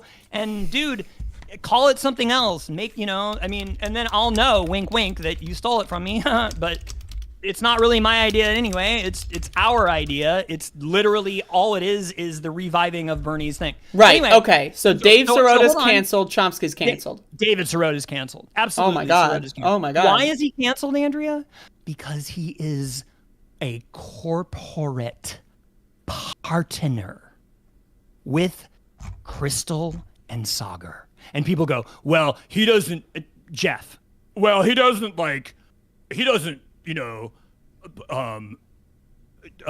it's not like he's repeating right-wing talking points. So, okay, let me just nail this down. So your criticism is that him going on there is legitimizing the platform to a degree that you disagree with. You don't like the idea that Sagar is being platformed anyway. I can agree that is a good criticism. I can agree that Dave Sirota probably shouldn't be going on Rising. I can agree that most people probably shouldn't be going on Rising. Andrea, it's breaking points. Right. That's, whatever. It's the same thing. The new Rising, by the way, with fucking Kim Iverson. Lord have mercy. But anyway. And Ryan Grimm, who love fish. Or is he canceled too? They love each other. They can't, Ryan Grimm is like he has the personality of a rock, Yeah. Is he canceled though? Isn't he like the governor of Missouri? Like one of those governors looks like Ryan Grimm. I don't know. But. Oh my God. So Sirota, who I've really thought I liked the guy for years, right? You love super fan? Oh my God, Andrea! But again, I loved Useful Idiots during the Bernie campaign. I thought it was awesome. I thought Katie Halper's ironic, Gen X. I mean, that's my generation. So I kind of got her jaded comedy, whatever thing, and her fear of sharks and all that shit. And I don't even remember what the question was, by the way. So I think we can just move on to the next question. Canceling Sirota simply because he is using his leftist clout to legitimize fascist disinformation, never once disagreeing with Crystal or Sagar after their repeated defenses of Sirota and every anti-trans thing and everything they do on that show all the time. Yeah, I mean, I think Breaking Point sucks. I think it's a bad show. But I would say that I I can understand, like, to provide to you a devil's advocate, I can understand why someone who, whatever the message is, like if you've got, like, I think David Sirota's got a platform called like the Daily Poster. Is that him? Yeah, he changed the name of it recently. But Did he really? I thought Poster was that was great. That was great. Anyway, I can understand why you'd want to go on platforms to try to get more people on your thing. I get it. I really genuinely think that Breaking Points / Rising is the same thing. I think that they've perfected how to grift into the left, and they've created an environment. Now, keep in mind, how did they get popular? From Trump donor Hill backed, right, marketing rising without Amy Finkelstein. Without John the Hill's Solomon. billions of marketing power. Yeah. Crystal Trump's Ball and buddy. Saga and Jetty would be no one knows who they are. Like Crystal Ball would be some loser who lost an election and no one remembers her. Not to say that she's a loser. She follows me, Crystal. If you want to come on the show, but anyway. So yeah, I think Breaking Points and Rising sucks. I think that they've perfected the ability to disinform left wingers. Now, but that said, I understand, like, if I had the opportunity to go on Breaking Points and let's say someone came to me and they said, you come on our show and we'll promote you over and over for the, I get it. I understand why someone would. I personally maybe wouldn't, right? But I can understand why someone, if they think it's like a greater, I'm going to move people more to the left over time, I can understand why they would make that decision. I disagree with it personally. And I think Breaking Point sucks. That said, Don't Look Up is a great movie. But let's get into another. Is okay. I actually agree with Sam Cedar. I disagree with Sam Cedar. I totally don't because the movie. I think Sam Cedar looked up and the sun fried his eyes. That's what I think, and now he's. No, I mean, look, Andrea. The premise of the movie is great, but not really, because it's kind of doomy, and it's just like everything's fucked anyway. So just fuck it. You know what I mean? It doesn't. And anyway, again. David Sirota and Ryan Grimm together, these are people I had immense respect for 6 months ago. Those two guys together could do their own thing and not have to rely on these fascist disinformation freaks, right? I would agree. But they don't, and they don't push back. The only time Ryan Grimm pushed back with Kim Iverson was to do what? It was infamous. It went viral. It was to defend Russia as the real winners of World War II, which, to a degree, I mean, yes, they lost more people than anybody else, yes. And then when they got home from that war, they lived in a fascist, the Invisible Book. They lived in a fascist dystopian hell, where all dissent, actual leftist dissent against authoritarianism, was imprisoned and murdered, and you were murdered for it. So so to do that, and then again, what did David Sirota say in the lead up to the invasion? I don't know. He blocked me. He blocked you. Whoa! Breaking news. His only, I know, after years of me or months of me going, dude, what the fuck are you doing? What did he do? He his I mean, I haven't seen what he's done since, but all he said was, oh my God, this is going to be World War III. It's going to be World War III. Like, okay. That's actually a really good transition to the next question from E Pluribus Unum. Real quick. Okay. So this is great. So is it true that you left the DSA because the DSA was anti-war? Is that true? Yeah. I am a Woody Guthrie leftist. Okay. Woody Guthrie has a song called "Tear the Fascists Down," which he wrote in the spirit of people going to destroy Nazi Germany, right? Mm-hmm. Because America was a nightmare, a Jim Crow dystopian hellscape, yes. And as Cornel West has said, even in a Jim Crow segregated army, he would have signed up to go defeat Hitler. Okay. So I used to be a pacifist. I thought I was a pacifist for years, right? Yeah. When we were invading Iraq and doing untold criminal shit throughout the 80s under Reagan and yes, under Clinton and, all that, right? I was a pacifist because I believed, and I still am in my heart, right? I'm still with MLK that militarism, racism, and poverty are the three evils of American society. But as you said yesterday, like, is it dangerous to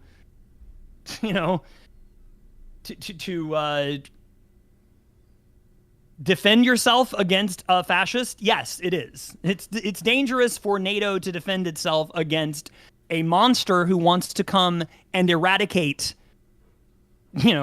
culture, right? Jazz, like fun, like gays, right? Like I love to gaze at the gays.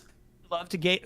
Gays are beautiful to gaze at because they actually give a shit about. But anyway, sorry. I am so now I get why Woody Guthrie was so anti-Hitler and like, let's go kill that motherfucker, right? I get it.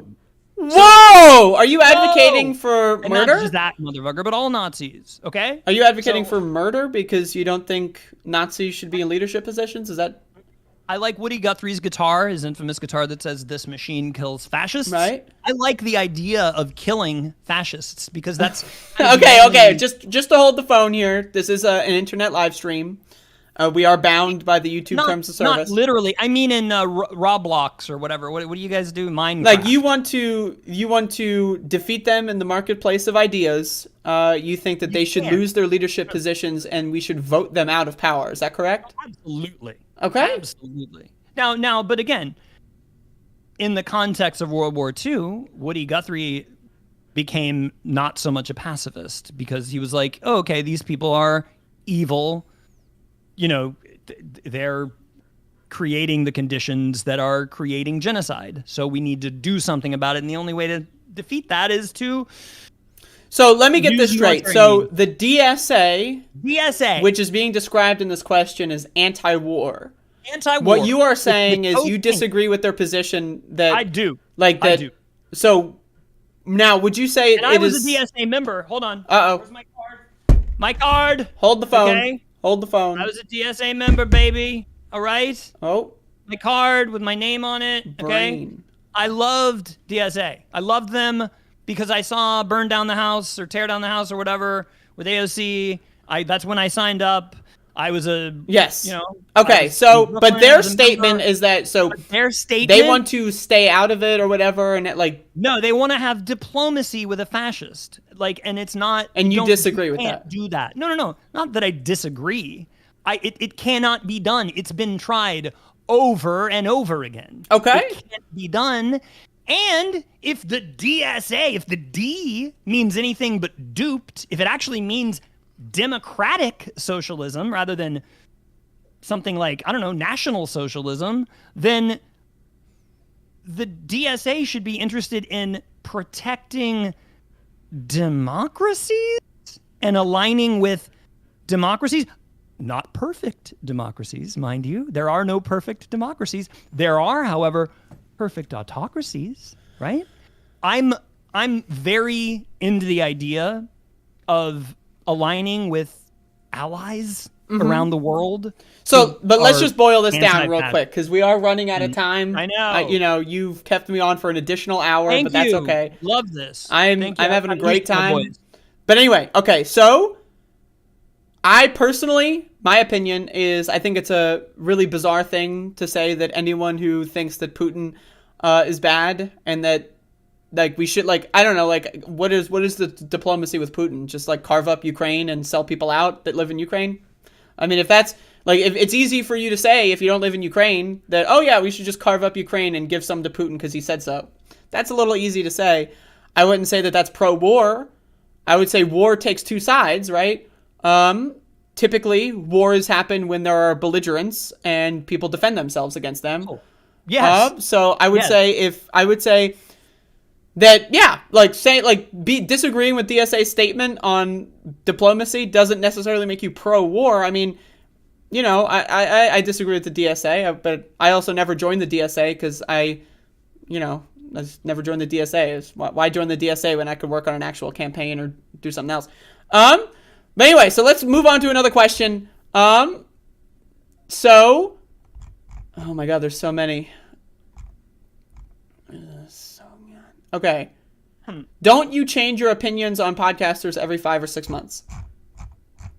I change my opinions on everything all the time if there is new evidence or that makes me rethink and recalibrate my position. Yeah, so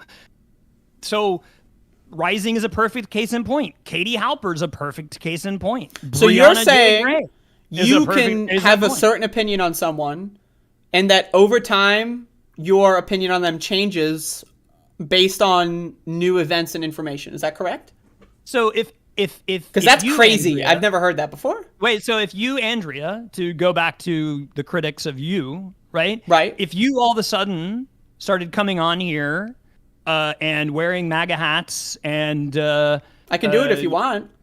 If you pay me, right? But like started literally going, actually, I think we should maybe do what Dorr and Brianna Joy Gray and Rania Khalid and Katie Halper say, like, maybe we should, or Chris Hedges, right? Said infamously to Kyle Kulinski and Crystal, the cute couple, the KKK. I called it the Kyle and Crystal clan. But that what was Chris Hedges' answer to like Kyle's question, which was something like the only thing we need, like the only path to victory is to unite with the right or some shit. Right. Yeah, just some like. And Kyle set the question up going, so how do you think we should unite with the right, like the left? Should you? I was like, he just fed him he's like, there is no left in America. Yeah, that was definitely cringy. It's not cringy. It was fascist. But I mean, yes, cringy too. But Andrea, yes. Did I have hope in Brianna Joy Gray in September of 2019 that she was going to be like, that I was looking forward to voting for her maybe one day in New York? Absolutely. Sure. And then what did she do? And then she forced the vote. She forced the vote, and the vote was whether or not to mention Virgil Texas's name, even though he's on the title of the show. So, okay, so now me personally, I don't think that it's a problem when you change your opinion on someone. But I will say, let me ask you a tough question. Let's get tough. God. So continue to scratch your chin, because you're gonna have to be thinking a lot here. So would you say it's possible that maybe your enthusiasm for your opinions is somehow misinterpreted on Twitter? People may have a negative view of you, and so they interpret everything you say with the most negative possible way. Like, let's say, like, for example, when you, quote unquote, defend Joy Reid, is it possible that maybe people who don't like Joy Reid and maybe don't like you for whatever reason may see you do that, and then that could be that could fill in their confirmation bias? Is that possible? And it's also possible, do you think that maybe your enthusiasm is maybe like not constructed in the best way when speaking to critics? I would speak to a right-wing family member in a different way than I would speak to someone on my podcast or something, so would you say that maybe your messaging could be improved in some way? Andrea, as I said, I've been like, when I found out that my great-granddad was in the Klan, and then I found out what the Klan was, and my Mimi, his daughter, my grandma, when I said, I found out, she told me, yeah, Daddy was in the Klan. And then I went and I found out from my black friends. I was like, what? Whoa, hold the phone. So you're telling me you had black friends? I was like, well, I was in I'm talking about when I was a little kid, like 7, 8 years old or something. And no, I hadn't moved out of Atlanta yet, so I would have been like 7 or 6. And yeah, I had, little kids have crushes on, I had a crush on a black girl, and anyway. Whoa! But I thought anyway, Tulsi Gabbard told us that kids under the age of 18 don't have a sexuality. All right, go on. So no, and then I would go and find out from like my black and my Jewish friends, like, oh, the Klan was bad. It was like really bad. And then I'd go to my Mimi and go, Mimi, my friends say that the Klan is, bad and they did horrible things. And then you know what Mimi said to me? No, I don't. Mimi, she said, honey, Daddy didn't Daddy didn't do anything bad. He was just out at night making sure that men weren't cheating on their wives at bars. And so immediately, now my some Daughters of the Confederacy shit right there, let me tell you. Okay. So, but my Mimi was not, like, my Mimi watched Phil Donahue. Okay? My Mimi liked Oprah. Okay? My Mimi was not. She, like, my granddad, this is complicated, but, like, my granddad went and Is this the KKK guy? No, that's my great-granddad. That's your great-granddad. So, Granddad, right. My granddad, her husband, right? His dad was not in the Klan. His dad was not rich. His dad drank himself to death in Moultrie, Georgia, right? Okay. Because his dad lived in a theocratic terror state, right? So the only way for him to cope was to drink himself to death, right? Okay. Because he wasn't into the Klan, right? But my granddad told me, oh yeah, as a little kid, yeah, Brian, after church on Sunday, one of the things that people did was there was lynchings. That was we'd all get together with the boys, drink a couple beers, and then commit hate crimes. No, yeah. And no, my granddad didn't do it, but he saw it because he'd go leave church. It was a thing. It was a town square thing, right? I love how it's organized at church, right? Like let's organize our extrajudicial murders of minorities at church, at the house of God. So I don't even remember what the question is, by the way. So here's the thing, right? But here's this. The story is my grandma took it on. I mean, she turned to her daddy and said, "Daddy, you don't do anything bad, right?" And Daddy said, "No, honey. I just make sure men out aren't cheating on their wives at night." And she uncritically accepted that as fact. Why would you, as a 9-year-old or 7-year-old, why would you go, oh, wow, yeah, my dad goes and is responsible for the lynchings? And she didn't know because they all had hoods that, that her dad was actually. Yep. Anyway, but at the same time, isn't it great that they got that rapist and they, hung him in the public square, So anyway, the contradictions of the South. What was the question again? I don't know. Your messaging, right, is a little enthusiastic. Would you say that maybe, now, okay, so let me just be very honest, right?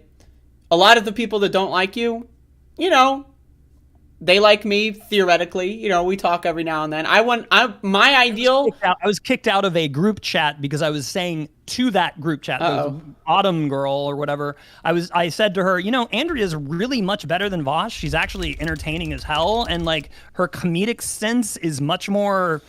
These are true statements and better. That's true. And why the fuck isn't he like? And they were like, she's got, and then they like criticized my fandom of yours, right? And they were like, that's possible. And then and because they like him and because he's so good for the left, even though he, So I'm in a lot of group chats on Twitter, and I do not read any of them. So like I don't know. I'm not in the other one. You were actually in the other one before I got kidded. I might have been. It's possible. But you were. But it's confirmed. I know you didn't. But again, Vosh. Loved him, and then who did Vosh introduce me to? The most, after like his brilliant debate with socialist MMA and stuff, and like his big like, oh, I'm anti Nosbol, man. I'm the defender of the real left, and then who does he doesn't mention you after I send multiple super chats, but that's the problem. But who does he do a 2-hour drunken TP USA Charlie Kirk stream with? Oh, Shoe-On Head, who, infamously went on Rising and talked about how normal everybody was at January 6th, and who's been saying we need military parades in an unironic way, and who's basically all the way fascist now. So you got kicked out of a group chat for saying that I'm awesome? Saying you're really better than Vosh, and that's true. That's a true statement. They took offense to that, and because I was, standing you so hard and shilling for you, and it's like, no, dude, which you should be doing. Everyone, and honestly, I will say this: everyone should copy Brian's enthusiasm and use it for me and only me, and promote me everywhere. Not that, Andrea. Be a little humble. Okay? I will not be humble. I will. Okay, so but my opinion though is I want everyone to be friends. That's the ideal scenario. I do personally. Too. Whenever I read. Friends. Like, let me give my thing here. So, go ahead, whenever please. I read your arguments or debates or you yelling and other people yelling at you, all the back and forths over the last like 6 months to a year, I think it's hilarious. Oh, there's a human being. There's a human being. Sorry.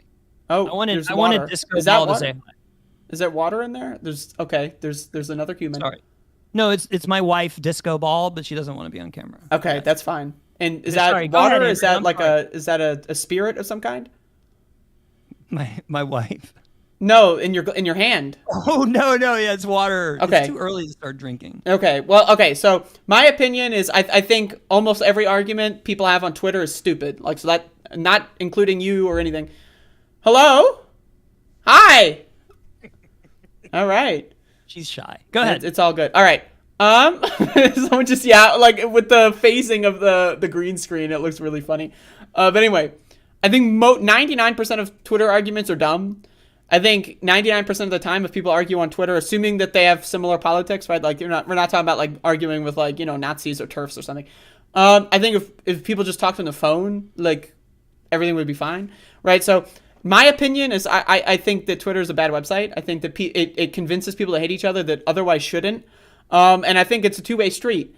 So I think that, there's a lot of things is that, my opinion is like water under the bridge. Like people need to get over like this, stupid shit. Oh, you disagree with you or harassing me and this and that.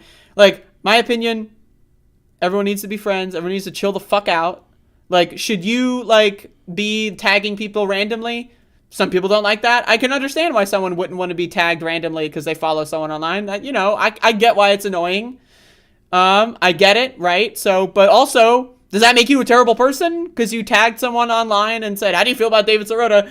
Does that make you terrible? No. Can it make you annoying? Yes. Could people construe this as harassment? Maybe if it happens too much. But at the end of the day, I don't think any of this matters. I really genuinely don't think any of this matters. I don't think that like the idea of harboring grudges against someone for like harassing people online is, I don't know. I think the whole thing's overblown. I think that it's just overblown, and I think we can all work on how we communicate with each other. I think that you could definitely work on how you communicate with each other, right? Because, the big criticism that I've seen levied at you that I tend to agree with is that when you do tag people randomly, it's hard to follow the context, right? And so keep in mind, most people when they're on Twitter, they're not on Twitter to do homework, right? So when they see you tagging them, it's just their first instinct is going to be like, oh, why is this guy tagging me, right? And so that's going to paint how they're not going to look at what they're not going to follow the 15 quote tweets. They're not going to follow the links. They're just going to see, why is this guy tagging me? They're going to notice this guy tags me a lot. They're annoying.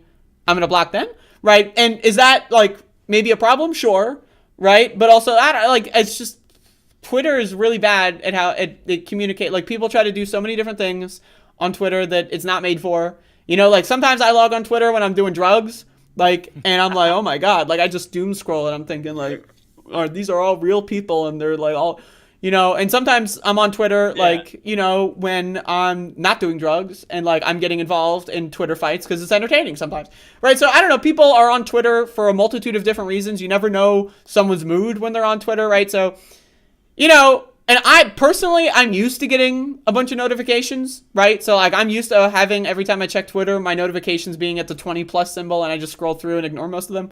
I'm sorry. But most people aren't, right? So like if they get notified by you and you're like sending 5 tweets about David Sirota and they're like, I don't fucking care. I get why that would turn people off. I get it too, Andrea. And let me just say that I am deeply concerned about the pipeline that David Sirota is an inherent part of now, and Ryan Grimm. And every time Amy Goodman had Chris Hedges on 5 days ago talking about how tragic it was that he lost all of his wonderful RT bullshit on YouTube. And David Feldman had Lee Camp on and almost sucked his, like, whoa, just so good. You're so good. Lee Camp is he's a Kremlin. He's been paid by the Kremlin for however long he's been on RT, right? I don't know who Lee Camp is, I must say. Lee Camp is a comedian he was the anti-establishment Jon Stewart of RT America who like did all this, RT trash the whole time. Trash. You want to know about RT? Read The Road to Unfreedom. Okay. All right. We will talk more about RT in another segment, though. But I know. I'm just saying. Like, yes, you have valid concerns, right? And I'm very concerned about the fascist pipeline from Tucker Carlson to the left. Okay. Right. And that pipeline, Tucker just said yesterday or Sunday on his Sunday show that his best friend is an Indian American. An Indian American who's more patriotic than anyone he knows. Who might that be? His best friend. Who is it? Sagar worked with him for 4 years. Sagar goes on his show frequently. Is Sagar Indian? Yeah. Oh, okay. Anyway. All right. So. But anyway. Yeah, I think that one of the things that I think is vital to your project of, bringing culture and politics together is meeting people where they are. And, a lot of people on Twitter, when they're scrolling Twitter, they're not in the mindset where they're able or capable to intake new information, right? So it's like when you post things to people, they're not in the mindset to learn, what is this partnership about? let me find out more, right? It's like when you sit down. Andrea? Should I just do that on a show like this? I think if you did it on a show, maybe it would be a better. I don't know. I honestly. Soon, so stand. Whoa, there's a show coming out today on Getting Down. You're doing a show. I'm gonna start doing a streaming thing. Yeah. Oh shit! I gotta go on your show then. Please. Are you kidding me? That's like. I am kidding. I will boycott your show. No, I'm just kidding. Anyway, so most people, like, if you sit down and read a book, right? You are in the mindset. You place your brain in the position where you are wanting to learn new information. When people go on Twitter, I'd say most of the time people go on Twitter when they want to do the exact opposite. Like, they just want to dunk on someone. They're just there, like, they're in that fight mindset when they're on Twitter. They're maybe like they're drunk or they're smoking weed and they're just like wasting time, or like they're not in that mindset where they're wanting to learn, right? And Andrea, hold on. I'm holding on. I just want to slightly push back because I don't think that's entirely true. Because I follow, since everybody in my previous hive has blocked me, I've actually started following actual journalists who are actually sharing really good stuff about. Could you imagine following actual journalists? Journalists, they actually have Twitter accounts. That's crazy. And they actually do the opposite of what you're saying. They actually give important, vital information. Yeah, and that's good. I agree with that. But let me go with your term, the so-called click left. Yeah. I wouldn't say that there's any like you could make that description about anyone that has left-leaning politics that uses Twitter, right? Because people organize into like the fucking middle school lunch table kind of scenarios. People like get their friend groups and that's just how humans kind of, and Twitter really amplifies that in the worst way, right? And so I just like most people that they might have left-leaning politics, but they're not necessarily activists, or even if they are activists, they're not using Twitter as an arm of their activism. Right? And so, that leads to a lot of people getting very upset at each other. And again, so I can see why people would be offended by you, tweeting them over and over again. And then that leads to the fighting. And then that leads to the insults. And that leads to the clown this and goofball and dumbass and harasser and abuser. And it's just that's just how Twitter works. I don't know. I don't know how to fix that, Andrea, per se. I don't know. So I don't know what to do. I mean, well, clearly you don't know what to do. No. But I mean, so when I see something like, oh my God, I have this great. I mean, I loved Marianne Williamson after her her one big moment on the debate stage about reparations. I was like, yes, this is our woman. This is great, right? And I followed her, and I was excited, and I retweeted her pictures of birds and all that crap. And then goes on Useful Idiots and just sucks, Yeah, I genuinely think that most of your criticisms are well-meaning. But I definitely understand how people can misinterpret it, right? Like, because again, like maybe you are not advocating to cancel Marianne Williamson and she's evil incarnate, right? That's not, you're saying that these are the things that I disagree with, and I think it's really problematic that she's not accepting criticism or allowing any or responding to, right? Yes. But people, like when they use Twitter, they're in this their mindset where it's like any disagreement is cancel culture. Even if they ostensibly don't agree with that. But, like, they'll say, oh, why are you tagging people about this? Do you want to cancel? Like this is why I was asking you earlier about Noam Chomsky, and I kept saying, you cancel Chomsky. Obviously, Chomsky's done a lot of great things. He's pushed a lot of people left, but he's not perfect. And we need to be able to understand that not everyone is perfect. No one is perfect, actually. Right? Yeah, like, Bernie Sanders isn't perfect. Jeremy Corbyn isn't perfect. Bernie made horrible decisions with a lot of his campaign. All right, hiring Brown and Joe Guy. Anyway, so, we need to be able... And Andrea? I love Nina Turner. She was my greatest hope politician in the world. We go. And I mean, I'm getting my seatbelt on. Brianna Joy Gray and her. No. There's never time to criticize anybody. There's never time to criticize Crystal Ball. There's never time to criticize Jimmy Dore. There's never time to criticize Glenn Greenwald. It's like. Well, I would say that some people like Nina Turner. It's not her position to criticize Jimmy Dore. I think that's more of like podcaster's job. I mean, I think Jimmy Dore is such. I mean, I think he's a clown now, and I don't think he's a dead horse. Earlier you said clown was a good thing. Yeah, now evil clown, and there's evil. Okay, witches, good witches. Okay, but he's evil clown. I mean, but so yeah, I kind of get what you're saying, but I think the two biggest mistakes of AOC's 2018 campaign were agreeing to be interviewed by Greenwald and Dore, and they've used that.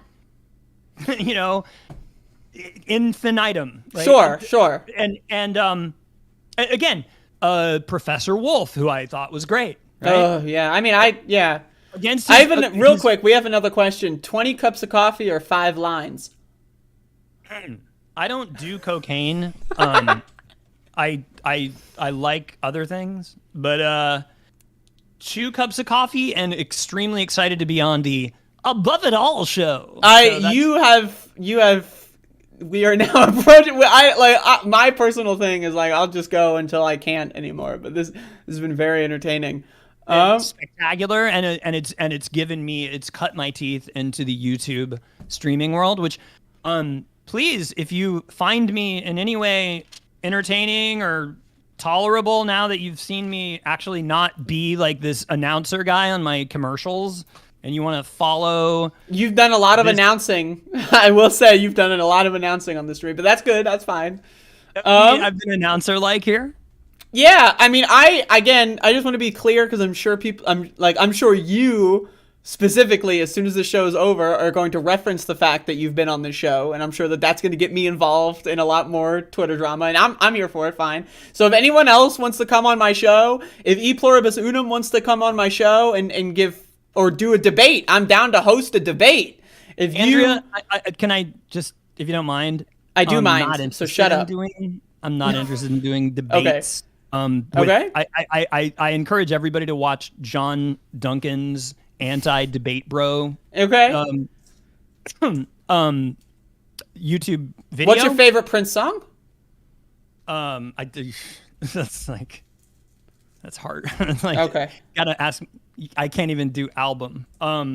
If E Pluribus Unum wants to come on and explain why you're a piece of shit, I mean, we can organize that. I personally, I want everything to be productive. I want everything to be fruitful. I want everything to be productive, and I think that debate culture in general is, as John brilliantly articulates in that video, is patriarchal and dominating. I agree. And that's what I don't like about Vosh. I don't think it's constructive. And another person that hates me irrationally in Call him out. Call him out. And Kaino wanted to do a debate with me. His only interaction with me on Twitter was "fuck you, you fucking piece of shit, fuck." And then it's like, "Come on and debate me. Come on my stream." And then it's like, I'm like, I like. Well, okay. Let me just say. Let me push back a little bit. I'm gonna like shove you a little bit. Look at this. Check this. I'm shoving you to the. Okay. I would say if you are going to be tagging people, right, and trying to like start this conversation about things, about like breaking points and rising and what your problems with Ryan Grimm or David Sirota are, I think that, in my opinion, you should definitely be able to and willing to engage in a dialogue about them. That said, debate culture, as it's typically stylized, is pretty horrible, so I get that. But I would say maybe offer to do like an off-stream conversation on the phone, see where that goes. And let me say to you, can I say to you something about how can I give you constructive criticism? No, you cannot. Okay, go on. I'm going to anyway. You are, again,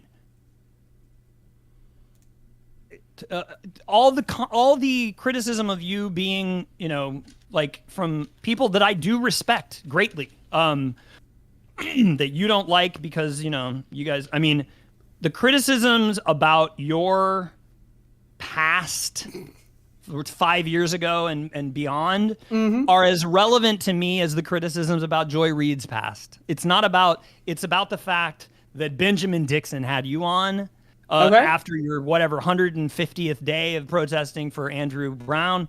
Like I think that's de-radicalizing, and I think until you my opinion, let me just because I'm sure this is going to be clipped. In order to de-radicalize, you need to be radicalized. I mean, like, being a really horrible fucking shit poster, like, edgy, like, trying to be funny person is not the same thing as going out and lynching people or killing people. Like, have I made really stupid, awful jokes because I thought they were funny at the time? Maybe. I watched a lot of George Carlin when I was a teenager. I made a lot of really stupid jokes. I also voted for Bernie in 2016, right? I've also been a socialist, as far as I can remember. Making really horrible jokes or, like, saying things that someone donated a message for. Like, that doesn't make me a fucking radical, like, fucking super evil person. Anyone saying that's a fucking moron and they're lying. So in order for me to be de-radicalized, I need to be radicalized to begin with. I'm sorry. I mean, like, again, if they want to come on my show and have a conversation, that's fine. I'm willing to have them on my show. If someone was recording when me and my leftist friends in Seattle were watching Chappelle show and doing the couch thing, like, then that would get me canceled, right? Yeah, I mean, my opinion is my quote-unquote haters, I think, are mostly stupid. Also, note, where is a lot of this information coming from that they've decided to cancel me for? It's coming from Kiwi Farms, a neo-Nazi website that has doxed me, stalked me, swatted me, tried to kill me on several occasions, and that's their source for all of this information. So in my opinion, they can go fuck themselves. But if they want to come on my show, if they want to, like, ask me about these things, I'm down to have a real, honest dialogue about this stuff. I've never been afraid of it. I've mentioned it several times. I've talked about it in depth. It's not like a secret. I mean, you can't offer a stronger silver platter for people to come on and talk to you about it. And that's the problem, is like, people I was like, wow, we're really connecting here. My friend. And like, they've stopped talking to me now. Yeah, I mean, in my opinion, they live really close to me. And I was like, let's hang out. And they're like, sure, man. Yeah. And then like, they disappear. And then it's like, they're dumb. Well, I mean, it's just that simple. They're dumb. Like, and again, do I agree with a lot of their takes? Of course, because they're making great points. But if all you do is make great points about how shitty everyone is, and you do not have a joyful, hopeful, it's the same mentality of let's become terminally unpopular, because if we try to move anyone on anything, then we'll lose everything. I mean, like, it's just dumb. It's dumb. Blew his brains out. Right? I mean, it's because, he's a sellout. All that bullshit, right? Sure. No, he's a human being that got popular because people liked his thing, right? Mm-hmm. And like, it drives people to despair, and I mean, there are all kinds of other reasons for Kurt. But it's again, my when I got involved in alternative radio, it was like at the beginning of the Nirvana wave, and it was like Tribe Called Quest, and it was all diverse, and it was like Arrested Development was with the grunge, and it was all this like cool thing. We have a lot of pushback in the chat that you will not name your favorite Prince song. You're going to have to come up with something. I mean, okay, I guess it's Purple Rain because that's the song, like, every time, when Biden won and Trump lost, that was the song that I did the 18-minute live one when my wife and I did Molly and, ran all over Brooklyn and, So I guess Purple Rain, but then again, it's kind of like sad. So, but I guess life is sad. Just give me 5 Prince songs. Name 5 so that people know you're a serious Prince fan. Go. I mean, just 5. Give me 5 songs. You don't know 5 songs? Of course I do. Then name them. Doesn't need to be your favorites. I mean, but it's like, okay, I gotta you gotta prove it. I like deep cuts, Okay. I like Erotic City. Okay. I mean, that was like candy when I was 9 years old. Okay. And I was like taking it, it had the dirtiest song in the world at the time, and I was like, I got in trouble. My dad had my mom break the record. Yeah, every story. I read my dad the lyrics to Darlin' Nikki on the phone at 9 years old, and I was like, masturbating with a magazine, Dad, isn't that cool? And he was like, ugh. And then I had a similar experience listening to Green Day as a kid. Yes. Yes. So, but okay, so that's 2. Okay, Erotic City. That's 3. I'll do. I mean, I like cheese. I like Under the Cherry Moon. All right, that's 4. Keep going. Let's go. And I love Fuck. Fuck. Is Fuck a song? I don't know. Hold Hurry on. up. You gotta go. 1999 because it's the apocalypse party song. All right. There you go. That's 5. We're good. Head. Up. Head, 6. Head. 6. On Dirty Mind, but that's 7. I don't know. I'm gonna be honest. I've never listened to Prince. I'm gonna be real. That's stupid, Andrea. I should probably end this show forever. Above It All is canceled. No, just watch fucking. I mean, it's like God. You have an opportunity to watch God, basically. I don't believe in God. Well, actually, I believe God is an alien. But anyway, So wait, what were you gonna say? I don't know. So anyway, I'm sure that this was going to be clipped by you as well as all the general haters. This is like the meeting. There's so many haters from different people that hate different people. I'm done with hate. Like I'm a led leftist. Okay. Love led left. Thank you. Lead as in like the metal? What? Like the metal? LED like the light? Like Led Zeppelin. Okay. Not like the light. Led by love. Okay. All right. So hopefully this I feel like, okay, so I don't know how long this show, 3.5 hours is the new longest show I've ever done. Like a Vosh stream, man. That is also true. This is like a Vosh stream, except it's good. But it's not like... The only difference is that it's good. I haven't huffed. Yeah, and I haven't huffed my own farts. I don't know if you haven't either. I know Vosh loves the smell of his own farts. Yeah. But anyway, what else? Yeah, okay, so there's a lot more to talk about. There's so much more to talk about, but I bring you on for the same reason I would bring any of your haters on or any of my haters, because I like letting people say what their opinions are. I would love to have a hater on, but I don't think that someone like E Pluribus Unum is operating in any good faith at all. He's shown me that repeatedly with his... The last thing. Oh, no? Last thing. Oh, no, here we go. We're back in. We're back in. The group. Okay. The goddamn group chat. All right. Hold on. Hit me. When I started, the going beyond the boundaries of Jimmy Dore bad, Glenn Greenwald bad, when I started going, but why is Marianne Williamson doing this? And why is David Sirota doing this? And why are they aligning with those guys when, and why are they saying shitty things about the only fucking people in Congress, like AOC, and that we have, working for... I mean... Andrea, you and I are passionate about drugs. Who's the only congressperson in history who has called for legalization of psychedelics and MDMA? AOC. Okay, fine. That's right. I like drugs. So I would prefer if they were legalized. That's all very correct. It's much easier, and then you can do coke and not worry about because it'll be regular. Anyway, what was I going to say? But you don't do coke. But you could if they were legalized. Coke, but I realized after doing it for years when I went to Mexico and did the coke in Tulum at my brother's. Not my brother. You don't have a brother. I don't have a brother. Right. You were just there for an unknown reason. My brothers were never there. But right? not anyway. When I did it in Tulum, I realized, wow, after 10 years of partaking in that, I never actually had it because that was the real right. But so anyway, when my friends in this group chat started, right? Friends, is that in quotes? Former friends? My haters. Your haters? Would you say your haters are your motivators? Is that possible? Maybe. Is that a lyric? I don't know. It's just I've heard that phrase. It rhymed. Right. Yeah, that's. So when before they all turned on me, right? When they were starting to turn the great on me, betrayal. The great betrayal because I 2002X. Yeah, because I dared to question Sirota's motives, Grimm's motives, etc. They went, "Hey, Brian, all you do is criticize, man. Why don't you ever do anything positive?" So I'm like, "Oh, okay." As I was getting hated on for that, I was making this 25-minute video about how all we need to do is politically weaponize festival culture and re-embody and redo, Janice's vision that she told Dick Cavett in 1968 before she died about about how we need to make. She was the one that said it. We need to have festivals become peace rallies for progressive candidates. She said it, right? Mm-hmm. And it died. That vision died with her, as I say in the video. I made this long video. It was like, okay, here's how we need to force the fun, not force the vote, force the fun, right?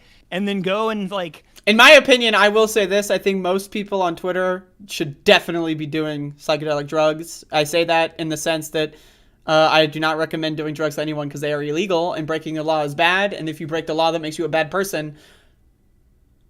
That's it. So, and then they were like, and so I'm like, oh my God, they're going to love this because I'm making this really creative. Yeah, you have to understand, a lot of people you're talking to on Twitter are kids. They're barely legal teens, as E Pluribus Unum. I think E Pluribus Unum is also a barely legal teen. I don't know. I probably shouldn't talk to him for legal reasons, right? Well, but barely legal. Barely. So all my haters are not your motivators. Not to be clear. They are kind of. But then so I released the video and I'm like, guys, look, it's the reviving of the Bernie rallies. Let's do this. Is everybody in? And then it's two people were like, oh yeah, that's really creative. Fucking. Was I one of those people? Because I think I called it creative. No. I mean, but you could have done more to help share it and spread it. But all I'm saying is, called out, Andrea, is that you're fine. I mean, you're doing good work, right? You're actually with your show, you're actually trying to. It's true. I am a genius. It's true. You're trying to galvanize consciousness, which is all I'm trying to do through music and through festival culture, because the most fun I've ever had has been at either a rave or a music festival. They're very fucking fun. And then I make this video and then I get no one does anything. Jeff's like, oh my God, you're Star Wars videos, sexualizing AOC. And I'm like, it's Princess Leia in a movie for kids. Yeah, I don't know about these individual tweets, to be honest, right? But anyway, my thing is, it just goes back to the social media thing. People are in the mindset to dunk, right? Being positive is not on the menu for Twitter, for sure. Because Twitter is a libertarian-owned and algorithmatized. That's correct. Outrage, fucking. I mean, there's I can tell you when I whenever anyone posts any stream, myself or any other content creators I follow, streams never get retweeted or shared or liked or anything. But if I dunk on someone with a quote tweet, I'll get 100 retweets. I don't know. It's just how Twitter works. It's the algorithm. In my opinion, and we can all do more to be positive. I think, in my opinion, everyone who uses Twitter should be educated on what Twitter is. You should need to get a license to use Twitter, because a lot of people just go in and they don't understand how the algorithm or Twitter is manipulating them to be negative. I think that's a problem. Yes. And I think we're all guilty of it. I'm guilty of it. I get in fights on Twitter all the time. You're guilty of it. You get in fights. Everyone gets in fights. My criticism of you, I never got around to it. I don't know why. Fuck. But it was this. Your scathing brilliance, about these, whatever, whether they're nefarious or whether they just lost the plot. I don't know. Is Katie Helper working for Putin, or is she just lost? Who knows, right? Like, I know she's evil. She's evil. She might be. I've never seen her show, to be honest. Okay, patterns. If there's a pattern that's a consistent pattern of evil behavior, where you're like shitting on AOC and like never criticizing Putin, right? Then that's no. So I am horrible and canceled for what I want to say is this: you're fucking awesome on your stream, and then I've been so saddened because I'm like, where is that spirit when you had that pig Burgess in your crosshairs, and then when you had Jen Perlman, it was like, okay, dude, after you went on the chat, like right before and after, they were like, oh my god, these vaccine mandates, like. I will say, in regards to the Burgess, we respond to criticism on this show. I've been criticized, I've been canceled, and I need to defend myself and my honor. You're so good when you're alone. I just want you to take that same. Okay, yeah. So Burgess, I got Burgess on the show. To be honest, my goal with having him on the show was I wanted him to change his mind. Maybe that was naive. Probably was. I went through a lot of hoops to get him on that show. There was a 6-month saga that is now continuing, by the way, of trying to get him on my show. I apologized to him for all of my transgressions. He accepted my apology. And now he's going on other shows trash-talking me, saying that like he secretly didn't accept. So I was not aware of that. If I was aware of that, I would have behaved differently. As far as Jen Perlman is concerned, if she had said what she said about vaccines when I was on the show, I would have not, I would have responded, obviously. But also, one thing everything she says is cringe. You don't watch her. So right, that's right, I don't watch her. Why would you? When she brought me on the show, she was very complimentary of my talking about food. And so what I did was I just got hyped up talking about how everyone is dumb and doesn't know how to eat food. I know. So, I love the fact that you talk about food and you talk about gaming. I don't do gaming. It bores the shit out of me, but it's cool that you like it. I'm into techno, whatever. But the point is, like, I like that you're diverse. It's not just like, true. I mean, I love Anna, Who's Anna? But Kasparian, I mean, all that. But those guys, it's like, dude, like, do something else. You need something. You need to do something else. I agree. I mean, I think that the idea that gaming culture is so right wing, I think is pretty horrifying. Like going back to the reason why I'm canceled, right? Like, to me, when I was getting into like gaming culture, I thought people were just joking around. Like, I thought, oh shit, these, it's like George Carlin style edgy humor. And then all these people, like 2016 comes around, and all these people, or 2015 when Trump announced, and they're all like, oh, we love Trump, and I'm like, what the fuck? So, I think that that's strange, and I think people that are really good at politics should be whatever they like, because everyone has a hobby, everyone has something that they engage. No one just talks about politics all the time. People watch movies. I think if you watch a movie, I started doing a movie review series because I watch a movie and I talk about it, right? So wonderful. And I've gotten people that have like come to my show. Oh, hey, I saw your review of Beyond the Black Rainbow or whatever. That's a movie. And I didn't know you do a politics show, and I was, that's cool. And that's how I do that with video games, and I try to engage. I think more people need to do more things. I agree. Anyway, well, hold on. Oh, we're back in. No. Right. This is not a criticism. We're back in. No, we're not. Yes, I'm saying oh shit, Andrea, I just lost my train of thought. Oh my god. Okay. But I was something what were we talking about right before that?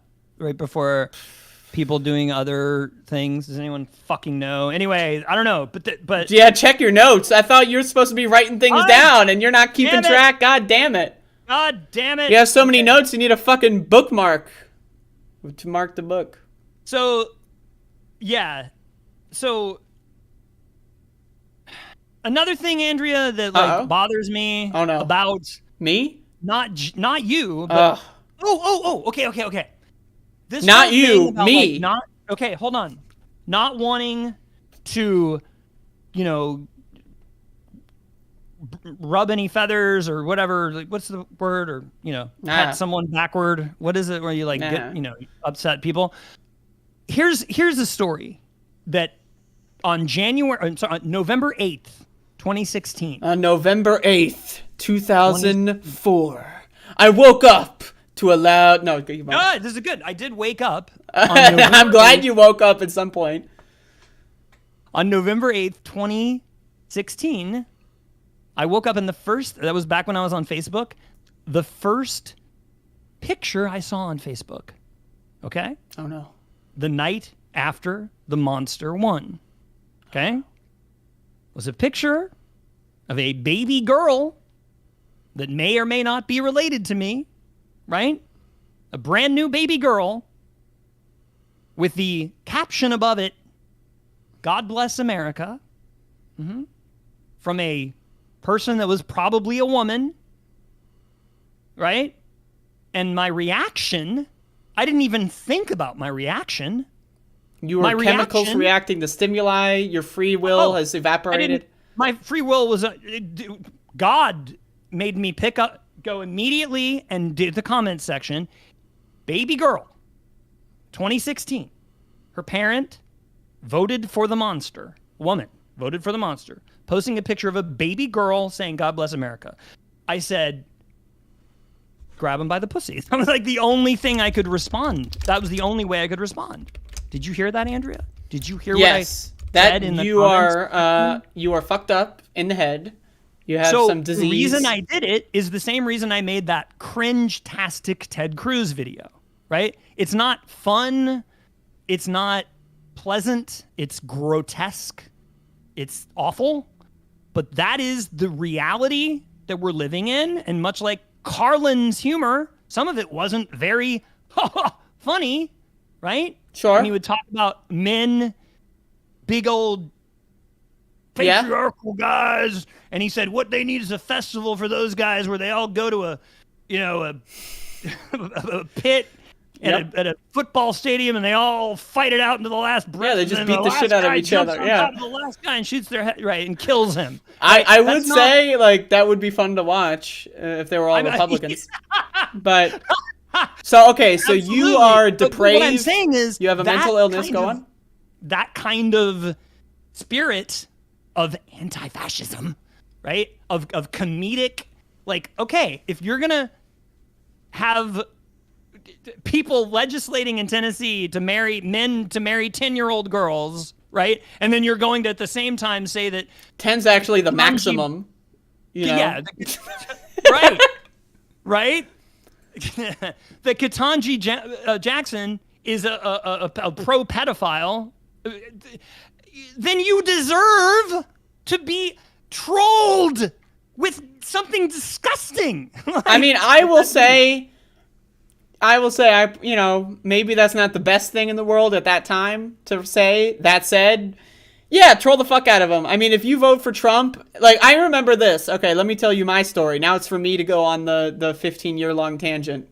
So when I was doing canvassing work for Bernie Sanders for the primary, I knocked on someone's door, and they told me that they're a Pete Buttigieg supporter, and that they could never dream of voting for Bernie Sanders. And I asked them why, and they said, because I have children, and they slammed the door in my face. And I will never forget that. It makes no sense to me, right? No sense whatsoever, right? So, I don't know, people weaponize children for, like, the dumbest thing in the world, all the time. So, I mean, I don't know if you're making a shitty joke. Maybe it's not the most appropriate thing in the world, but also, does everyone need to... About when I said the comment about yes, you don't need to repeat. In my head, here's what my brain did. It went, oh, when that child is 7 or 8, and then they find out that their mother voted for a guy who said and put out into the world in private conversations about what he really thought that, well, if you're famous, you can do it. Then I would say signal to the child that, oh, well, if a rich man is famous, I'll let him do whatever to me. Yeah, and I like honestly. Let's go into this one. This actually because your potentially former friends canceled me for saying this because in their mind this is proof that I have not de-radicalized. In their mind, was I made a tweet once when I was drunk and I was making controversial statements and I said that Trump supporters should not be allowed to have kids because if you are a Republican and you are parenting at all, that's going to necessitate that you're brainwashing a child and being abusive. They said that made me like a Nazi or something because I'm against parenting of Trump supporters. Now, obviously, I don't think that we should go into homes and steal people's children because they vote for Republicans. What I'm saying is you're a bad parent if you vote for Republicans and you have a kid. You are sending the wrong message to your kid. You're a bad parent, and that's child abuse. And that made me a Nazi. In your friend Pyrate's opinion, that made me a Nazi to advocate for that. So that's why I think he's stupid. But anyway, that is silly because but that Andrea, that is the how do we. And this is something that Chomsky never answered, never had an answer for. Chomsky once again canceled. Chomsky, unfortunately, and a lot of and Medea Benjamin and Code Pink, they don't have an answer for what do we do if another Hitler rises, or if Trump gets elected again and decides to balkanize the U.S. and pull a Hitler on New York City or some shit, right? Okay. Like, they don't have an answer for how you defend yourself against just real quick. I've aggressor. tried to get Chomsky on my show. I sent him an email.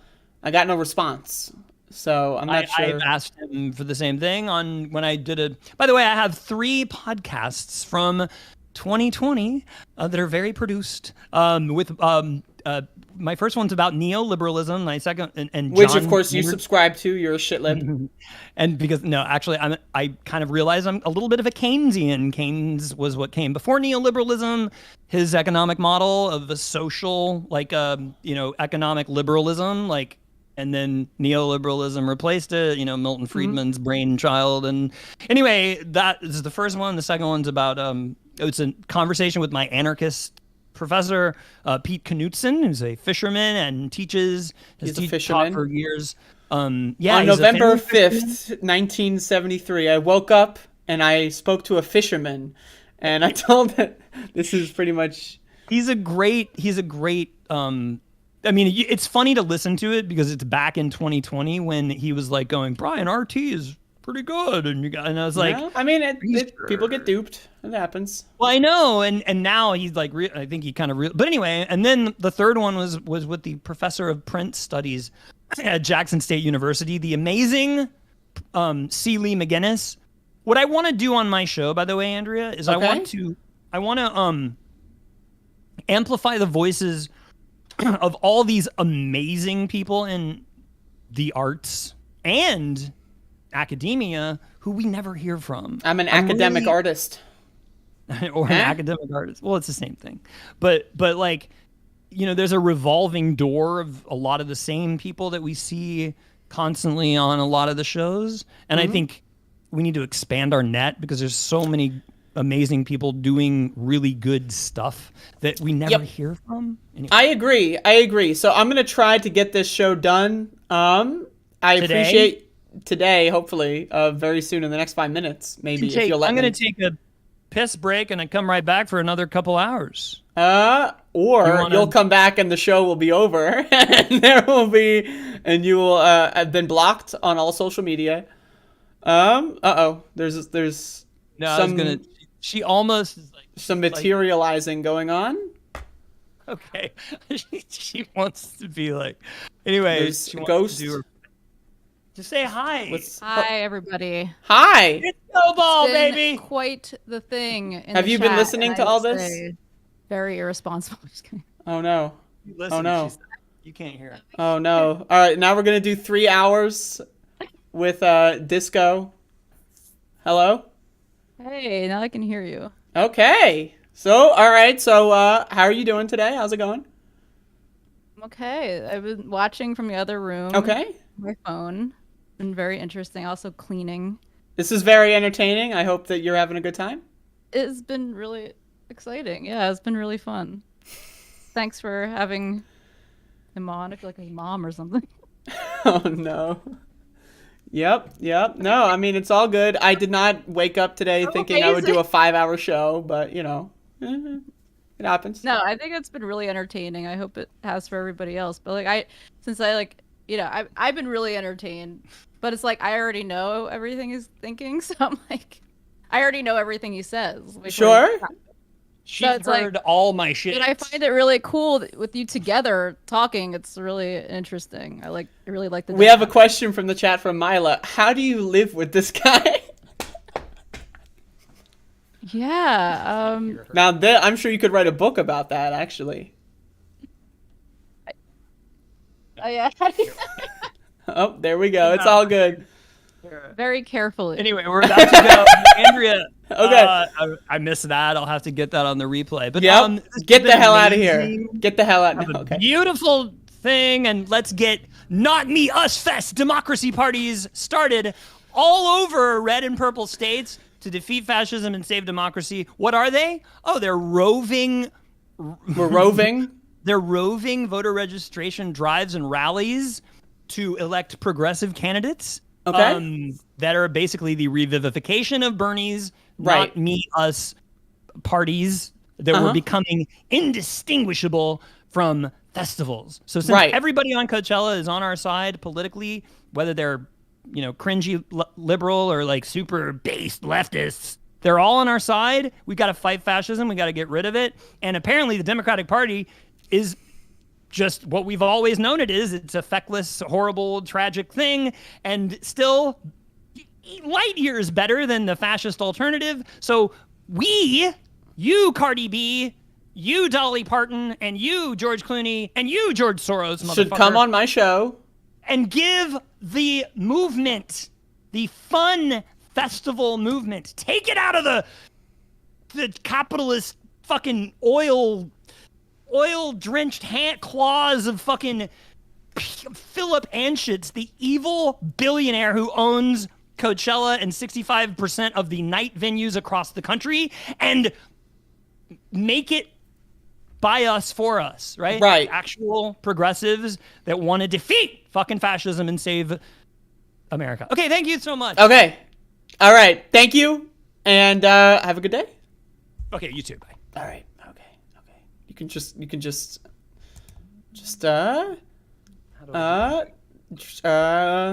Andrea, hold on. How do I fucking hang up? How do I hang up? I don't know how to. I'm gonna try to. Okay. All right.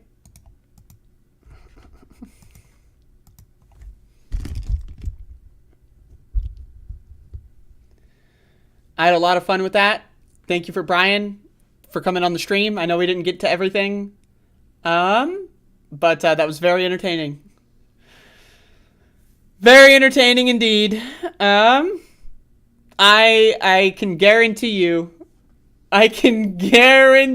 you that today's show will yield some very funny results online. So I'm looking forward to that. That's going to be fun. I know, it's, I tried my best. It was very fun. And I genuinely think that the idea of the roving festivals is a good idea. It's a great idea. I would go as far as to say it's a great idea. I think that messaging is an important thing that Brian definitely needs to work on, but everyone needs to work on it. So no cancellation. But I did not anticipate doing a 4-hour show, so I would like to say thank you all for watching. It was pretty fun. I enjoy getting involved in drama. I must say, I enjoy getting involved in drama. And if anyone wants to come on to refute anything that Brian has said, feel free to come on. That's great. And I think, Mila, your core question of whether or not he thinks Corbyn is an anti-Semite was answered. So, there you go. But anyway, tomorrow, Cooking with the Bitch, new episode 11:30. Tomorrow I will not be doing a 4-hour show. Tomorrow I'll be doing an 1.5-hour show, and then we'll be sliding right into Cooking with the Bitch. Tomorrow I'll be doing another Doom stream at 2 p.m. Eastern Time. Yeah, so again, just to reiterate my opinion on the Twitter drama. I think everyone takes themselves way too seriously. Everyone has cult brain on Twitter. Everyone has dunk brain, myself included. I dunk people on Twitter all the time. Maybe sometimes I shouldn't. And sometimes I'll look at my tweets when I'm, later on, and I go like, did I really say that? I think everyone does it. I think everyone in general needs to calm down. That's my opinion. I don't know. It's all good. I think everyone should be happy. Is that attainable? Probably not. But what are you gonna do? I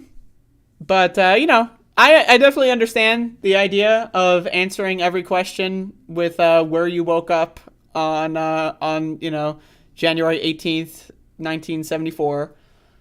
Because oftentimes when I answer questions, I look back to the past and want to relitigate my entire life. So, it was fun. I enjoyed it. I had a good time. I think that's the most important thing.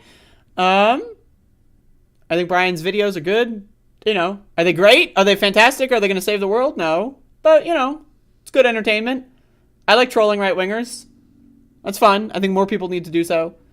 Yeah, there you go. I don't know.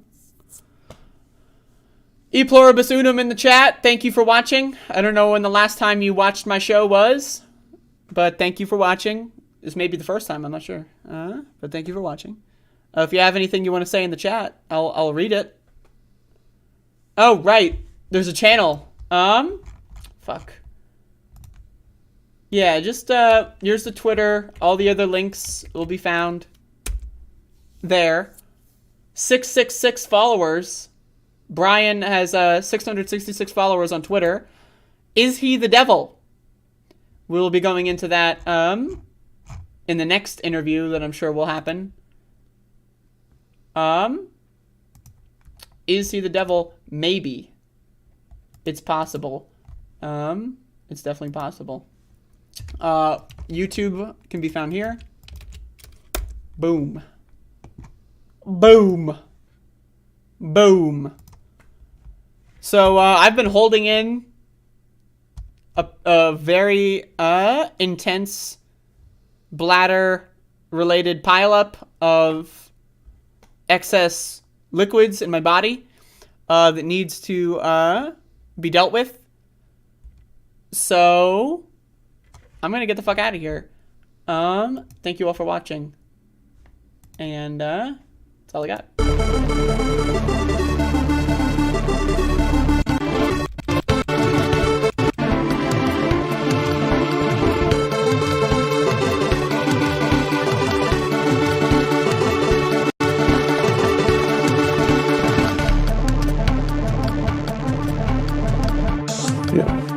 I eat extra sharp